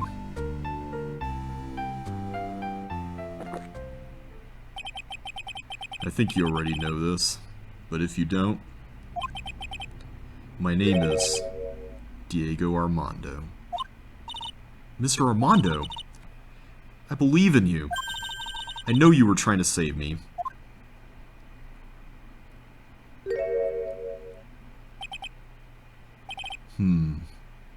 Thanks. Your wound. It's bleeding. Ha. Did you forget already? In my world, the color red doesn't exist. These must be my tears. Tears? Ever since I woke up from my coma, I think I've been waiting for this very moment. Mr. Armando, you do well to remember this, Maya. The only time a lawyer can cry is when it's all over.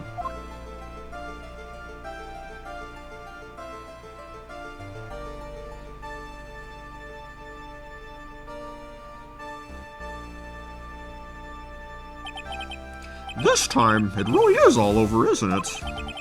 Defendant, Yes, Your Honor. although you weren't directly involved in the murder, tampering with the body in the crime scene is a serious offense in itself. I understand, Your Honor. Mr. Armando explained that to me very carefully. I knew the risk, and I willingly cooperated anyway. Very well. Before I hand down my verdict, is there anything you'd like to say? Uh-oh. Well, there is one thing. I'd like to say something to Mr. Wright. I want to apologize to you. Apologize? To me? For what? For the case 5 years ago, of course.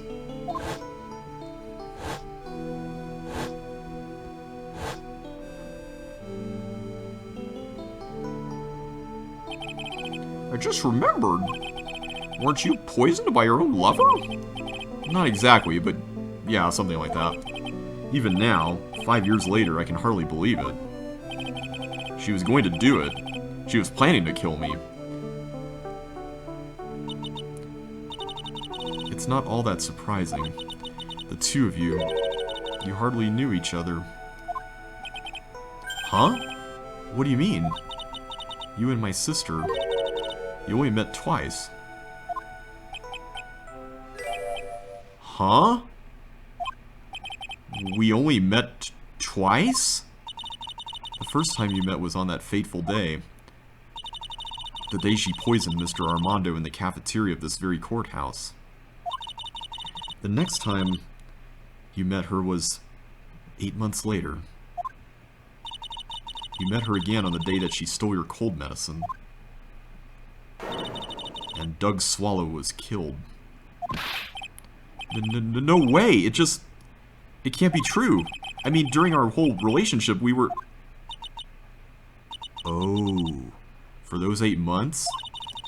The woman that you thought was Dahlia Hawthorne wasn't actually my sister. Huh?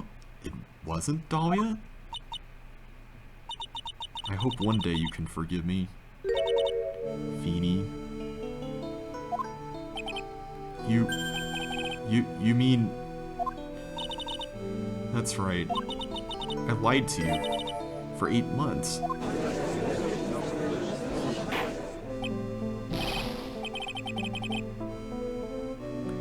But why? Why would you do such a thing? Ever since she gave you the bottle that day, my sister was trying to get it back as soon as she possibly could. Because of the police investigation and their surveillance, she couldn't move about freely. So that's why you... My sister... From the beginning, she was prepared for the worst. Prepared for the worst? She thought that you might somehow discover the truth. That's why she was always ready to deal with you at a moment's notice. You mean she was ready to kill me, don't you? She already had so much to answer for, I didn't want any more sins on her soul. I begged her not to do it, and she agreed to give me a chance. And that's why you came to me?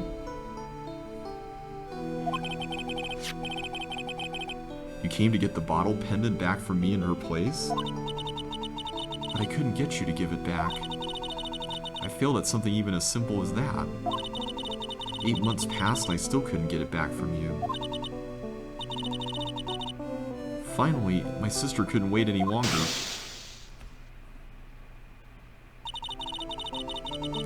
She didn't consult me about your plans for you that day. It was the first time that it had ever happened. That was a bit strange, wasn't it? Up until that day, you two were partners in crime and she would confer with you. I think she must have noticed. Noticed what? My feelings for you. If I had found out she was planning to kill you, I would have done whatever was necessary to stop her. Even if it meant her life. Or mine. Iris. After spending those 8 months by your side, my feelings towards you, they changed. I have something to say to you, too. Yes? You really are the person I always thought you were. Even after Dahlia Hawthorne was found guilty, I still believed in you.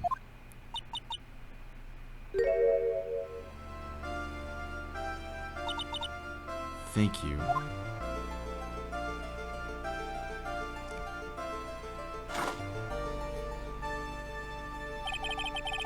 How many cups of darkness have I drank over the years?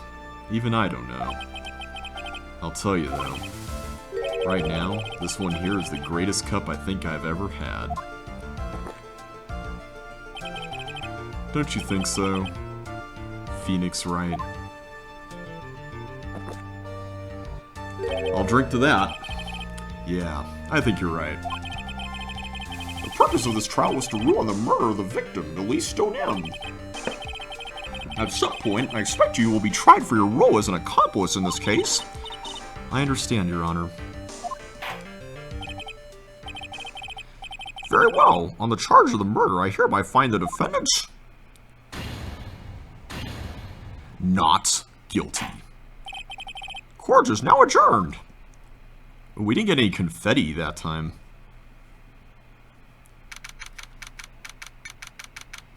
Alright. Wow, what an end. So I guess it's all over. The way everything ended, was justice really served?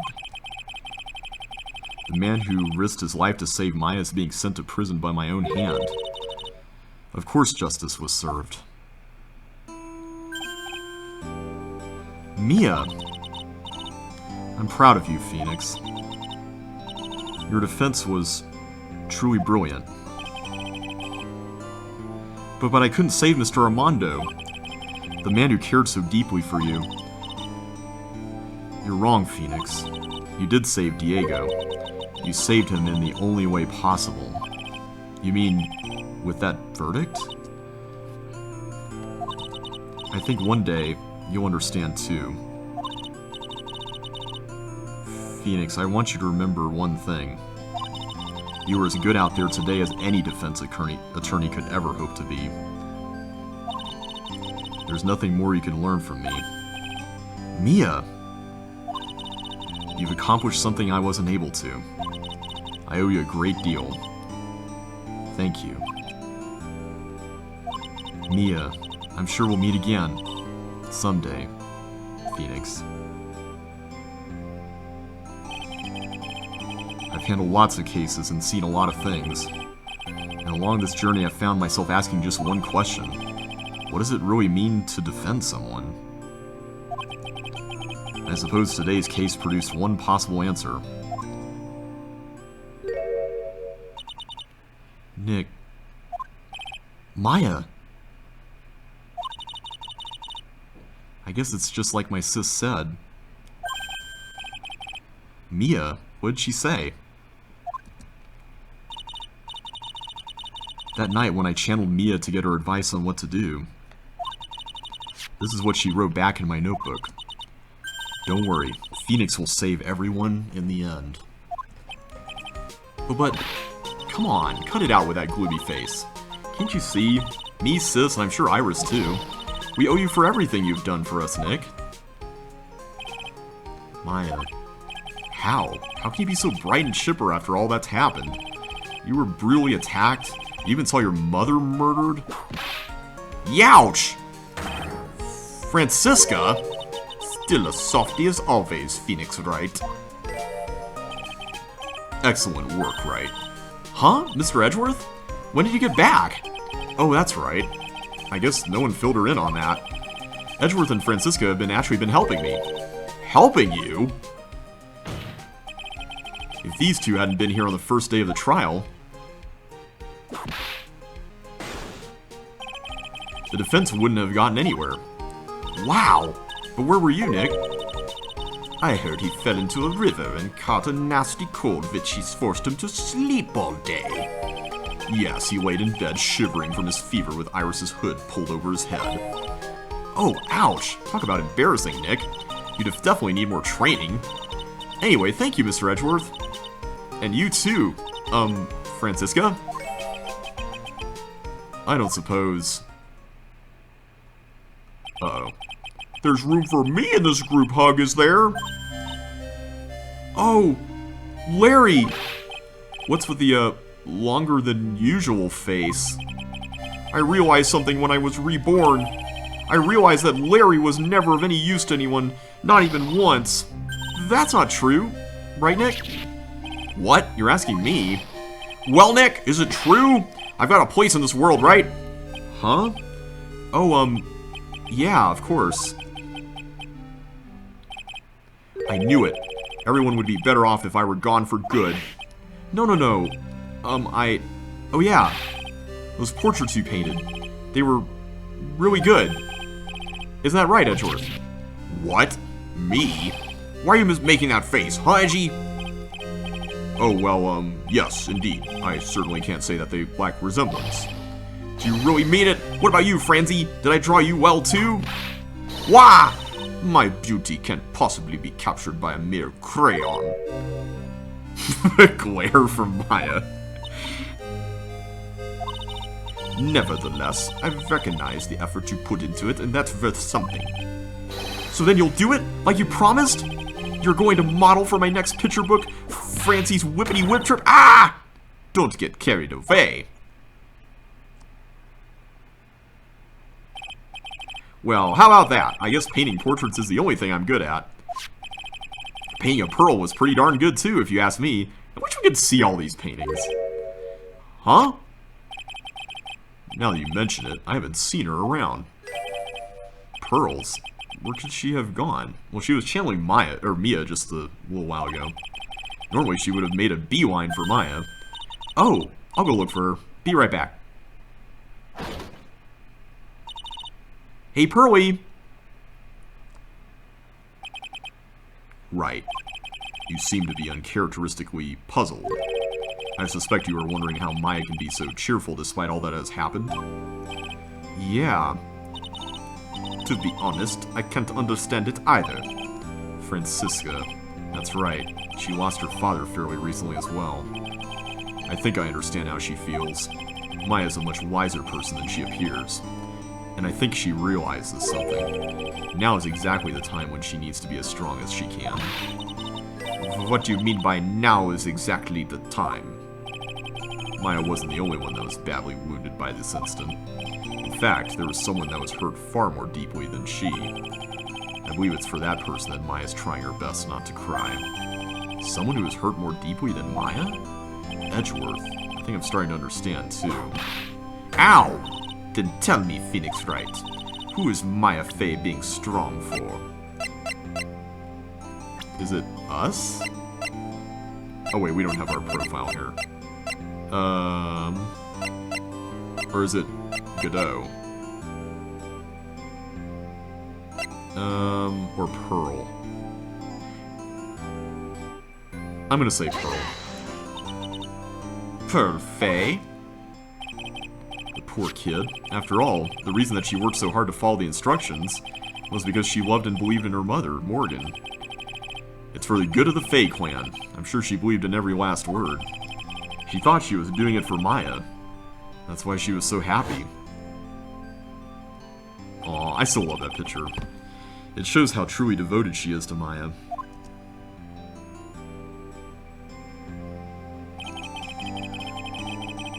But it's a cruel irony that it was her exuberance that led to this tragedy.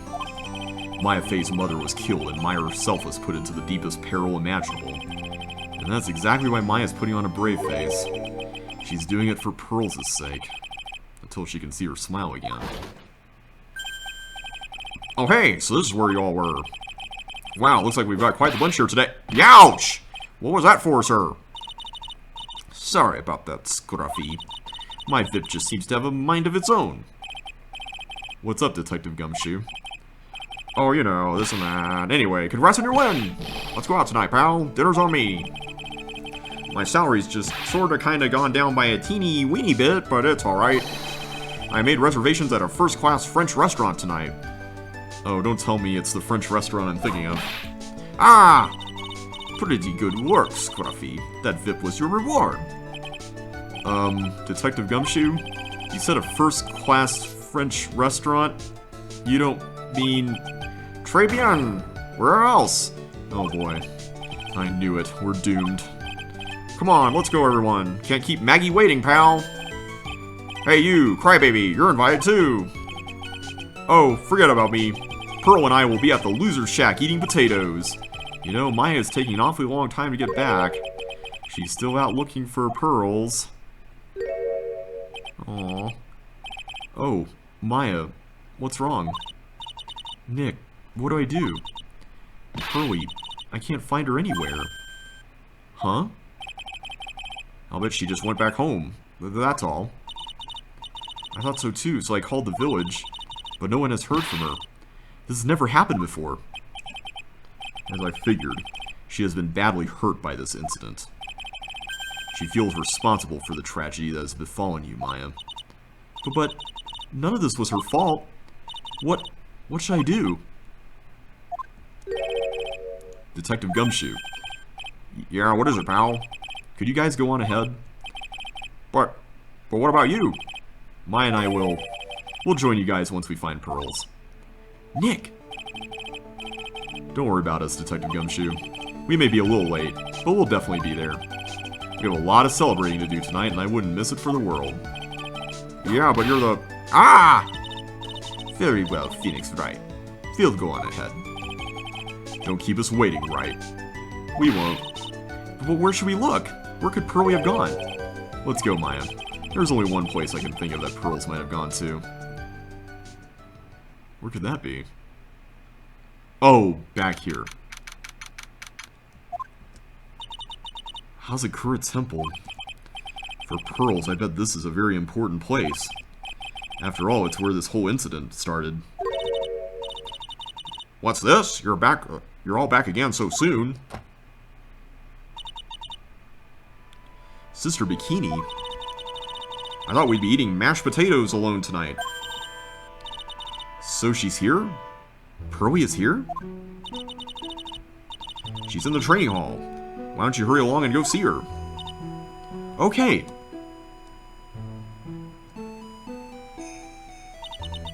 Pearlie's not here. Ah, Maya, the hanging scroll. Ah! Someone queened it off. It's gotta be pearls.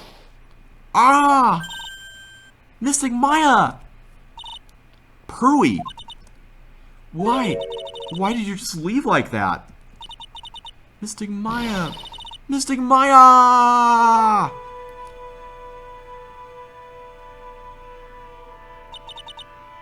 I swore that I would never trouble the two of you ever again. Because it's all my fault that Mystic Maya's mother... That's why you came here? It's the least I could do to pray for your happiness. You don't have to do that, Pearlie. It wasn't your fault. You didn't do anything wrong. Of course, I'm sad that my mother's gone. But how do I say this? I'm still happy. You don't have to lie just to make me feel better. No, really. It's true. The only reason I'm still here at all is thanks to everyone who was there for me. My sis, my mother, Mr. Armando, Nick, And you. If even one of you weren't there, I'm sure I wouldn't still be alive right now. That's why I have to be strong. For all the people that were there for me when I needed them. That's all I can really do. Mystic Maya. I'm impressed. You truly are the daughter of Mystic Misty. Sister Bikini. Your mother, Mystic Misty, was a strong woman indeed. I want to tell you what she said to me that night. After dishonoring the good name of Kurine, I don't have the right to face my daughter. But still, Maya is always in my thoughts. It's true. She'll always be with me until the day I die. Your spirit was with her. That's why your mother was so strong. Even at the end, I'm sure she had no regrets. She'll always be with me until the day I die, huh? Sounds like someone else we know. There's a rule or something all masters are to follow, isn't there? To never take the charm off until the day you die? That's the master's talisman! The thing that Misty kept by her heart and would never take off. It wasn't the container that was important. Rather, it was the contents. That's... a photo? Ah! Mother. It's only natural for living creatures to fight to protect their own lives. But what makes us human is that we fight for others. But who do you fight for? How hard must you fight? That's the true measure of what human life is worth. We defense attorneys are warriors who are constantly challenged by that question. Aww. Even when the battle's over, and the bonds that connect us are severed, we always return, time and time again. Mia, Maya, Pearls, Mr. Armando, and Maya's mother too. I learned that from all of them.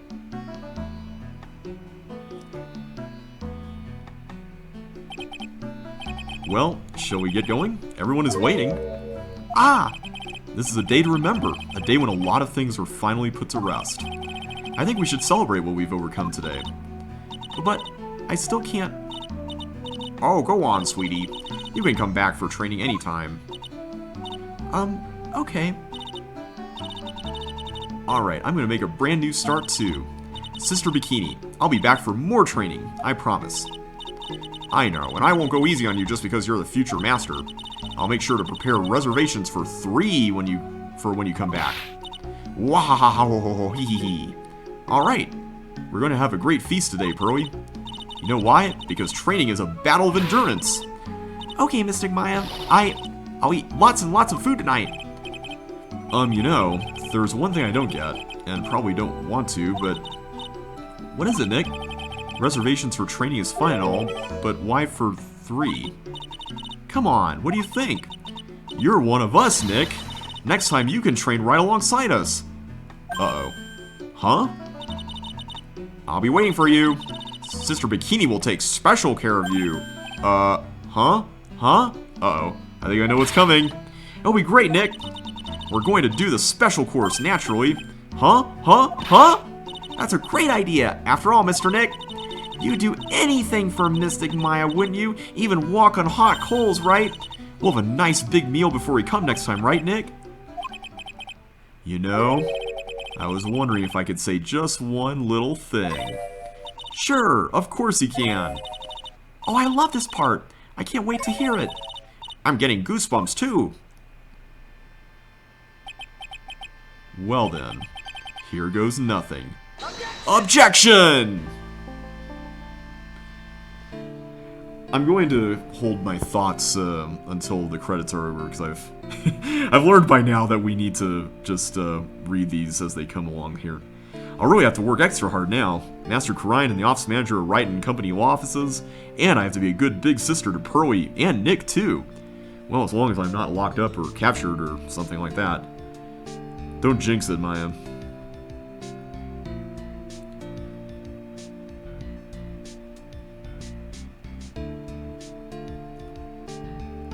So it's true, Mr. Nick really is Mystic Maya's knight in shining armor. He went through with a special course all the way to the end. Actually, I heard there's a legendary extra special ultra course here too. I think I'll surprise the two of them by making them a secret reservation. Please don't, Pearl. Please don't. I think the special course sounds hard enough. I like how the credits sound like the opening court lobby music. Or the courtroom music. Maggie brought a present, something. I feel 10 years younger, I'll never take it off. Yes, but somehow you don't just seem the same. I guess a dirty, shabby old overcoat is just more detective-like, sir. Don't worry about it. In the name of love, a man will soil himself silly. I kind of like the new coat. It looks more... I don't know. It looks more shiny in some ways. Maybe it's the color. Mr. Wright, I'm once again in your debt. Thanks to you, the Treasures of Khura'in exhibit was a great success. I even got to see Miss Von Karma, who I hadn't seen for almost a year. She taught me how to use a whip, and said that I must show you what I have learned. Uh-oh. Please don't.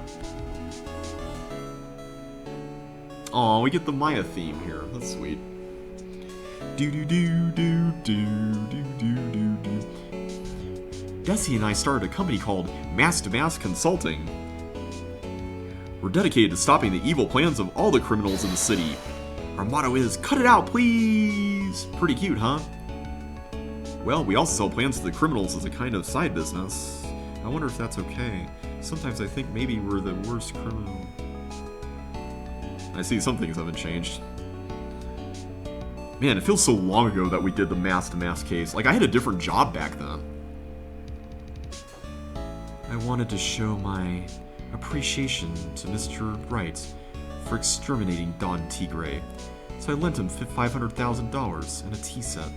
A special thick tea, one I mixed with my own 2 hands. I bet he's drinking it now. Win through compromise. He. That's not unsettling at all.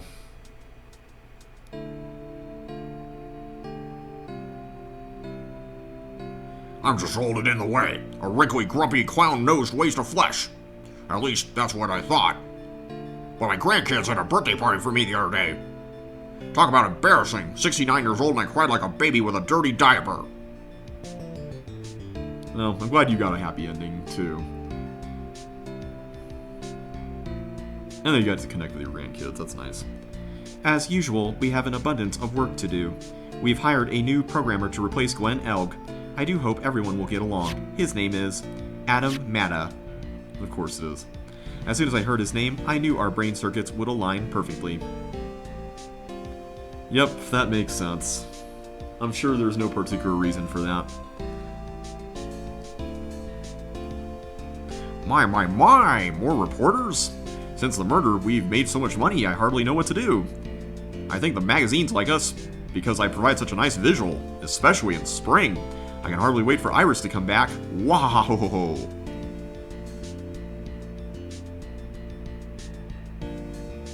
Hopefully Iris won't be in jail too long. Do we get to see Iris at the end, or is that a... There she is. You've turned into such a respectable man, Feeny. It was so sweet of you and everyone else to come and visit me here the other day. Of course I was happy that you constantly had your eyes on me, but I felt kind of bad when the little one slapped you so hard you got a nosebleed. Yeah, I guess that makes sense that she would do that.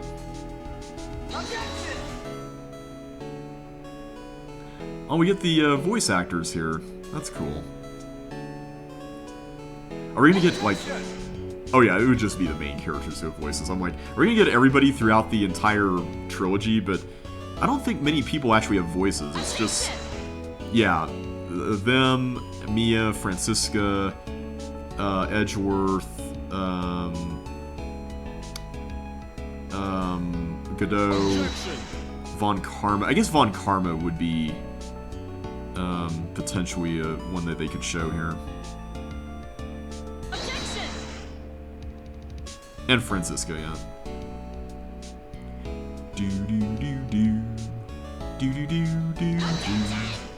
Oh yeah, that's right. I forgot about him. That voice. How could I forget that voice? Aw, there's no objection from Von Karma. What's this? I'm back from a long and tiring vacation and no one is here to greet me? I guess while I was gone, my little whippersnapper buddy quit and now I've got no one. And what kind of lonely, crazy security room is this supposed to be anyway? What with all the flashing lights and switches, I feel like some sort of space alien. And now what am I going to do with all these macadamia nuts I brought back for everyone? If I bring them over to Edgy Poo, I know what exactly to say the song instincts on. I really can't accept these, I'm afraid, or something just like to satiate his fragile heart. Oh, when will I ever find a gentleman who will treat me like a refined lady? I'm glad we got one last ramble from Old Bag there.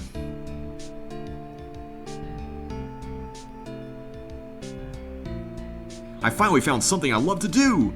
Franzie's Whippity Whip trip is gonna turn the art world on its head. I should have realized it sooner. Self-centered, lazy, antisocial. I'm an artist. A really good portrait artist. I'm not a loser after all. Well, I'm glad you found something, Larry. I'll leave it there. Aw, I like that picture.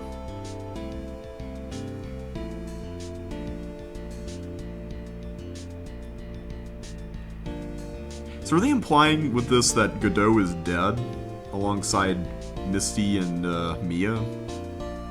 Or is it because, like, they're all watching over everybody? I think they're implying that he's dead because him crying was, like, the one thing that he couldn't do until he was ready to die, right? Like, isn't that the thing that would end it all? Well, at any rate, we're here at the very end. It has been 2 hours since I started recording this video, and what a journey this whole thing has been. I am so glad we did this. This last game, I think I said this at the beginning before we started this game, but this is my favorite of the three. I love how cohesive the story is. I mean, you could say that the middle two chapters, 2 and 3, were not the most directly related to the case, but they had Godot in them, and they foreshadowed pretty well the whole color twist at the very end, which I thought was really neat. But more than that, I really wanted a narrative that would really tie all the characters together, and I feel like this game's story did exactly that. We got this story of Godot, who was someone who knew Mia, and I'm glad that we brought her back into the picture through him as someone who's very important to everybody in this story, to Maya, to Phoenix, to Diego Armando, to everybody really. And Diego in many ways is a mirror of Phoenix. Like, he went to court as a prosecutor to meet Wright in the courtroom, just as Wright met Edgeworth all those years ago in the first game. And so I love how that bookended the entire trilogy. And what can I say about that last case, but holy crap, was that an amazing last case. I think it's my favorite case in the entire trilogy. I mean, it's a very close race between that and the last case of the second game, but both of them are really solid, and this one edges it out just because it has just a little bit more in terms of overall story arc stuff with all the characters, which is great. I just love that. I think that's fantastic.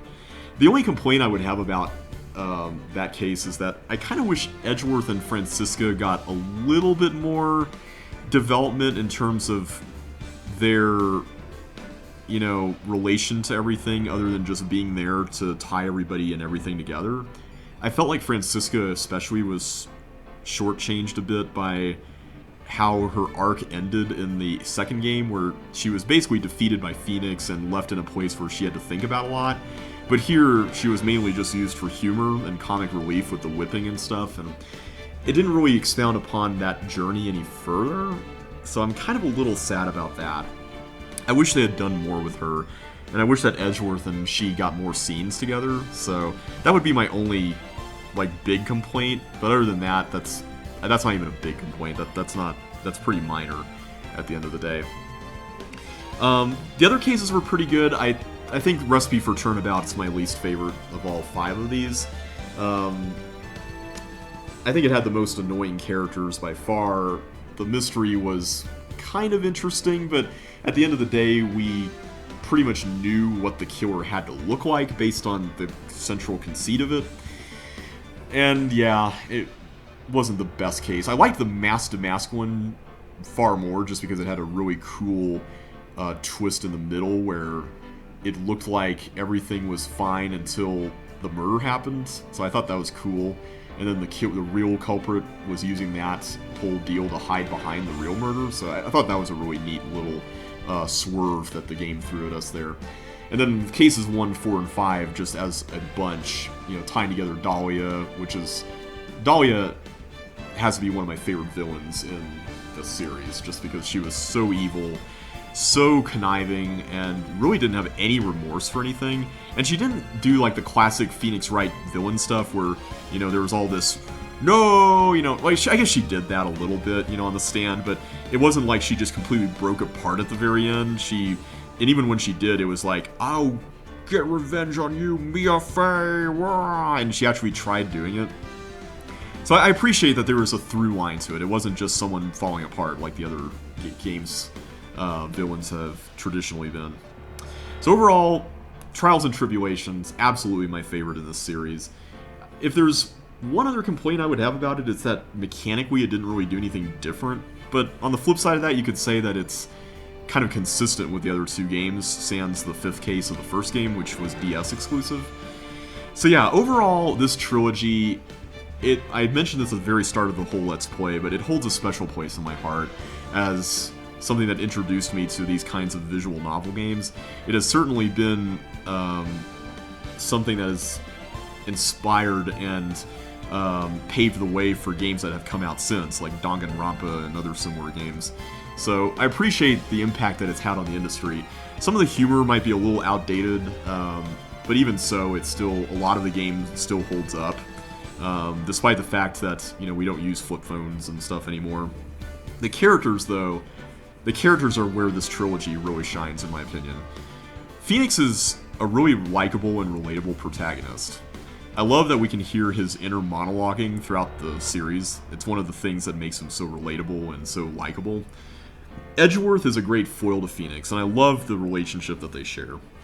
They have such a good dynamic, and I appreciate that they wrapped it up in the second game so we could have this focus on how Mia contributed to Phoenix's development, and how in the end, she was inspired too, as we saw in the last case. So bring it back to the very beginning with her, I think was a great direction for the third game to go after the first two basically wrapped up the whole Phoenix Edgeworth dynamic. The villains in the game are also fun. Like, some of them are really wacky, like the ones that typically are the first case villains. But some of them are truly terrifying, like Von Karma or Matt on Guard or, or Godot in the last game, who I wouldn't even call Godot a villain. Like, he was a tragic figure at the very end of the day. I think my least favorite main character would be Francisca. If I had to name who my least favorite is, like, I don't like the fact that her whole shtick is just whipping people. Like, that's a shtick that gets old after a while. I don't find it, like, particularly funny after 70 times seeing it. I mean, I guess it was kind of funny to see Larry getting whipped in the final case, but other than that, I just find her whole thing to be, like, she's a lesser version of her father, and that's kind of a shame. I guess that was kind of the point in some ways, but it doesn't necessarily make her a great character. I would rather have had Edgeworth show up for more of the second game, which is one of the reasons why the second game is my least favorite. Of all the cases, I would say my least favorite is still the circus case in the second game. And my favorite case is definitely this last one that we just did. So yeah, that is my little review of Phoenix Wright Ace Attorney Trilogy. A few housekeeping items before we depart for the night. Some of you might be wondering, what's next for the channel? At this point, I don't actually know. I am not planning on doing anything immediately, so I won't be taking any requests at the moment just because I want to take a break for now and kind of assess where things are going to be at coming soon. I do know that on the Chips Challenge end of things, we do have a community level pack CCLP 5, which I am going to be working with a group of people as a community nominated staff on for the first time in a while. Like, this is the first time I've done something like this since technically CCLP 1. I was tangentially involved with 4, but that wasn't, I don't count that.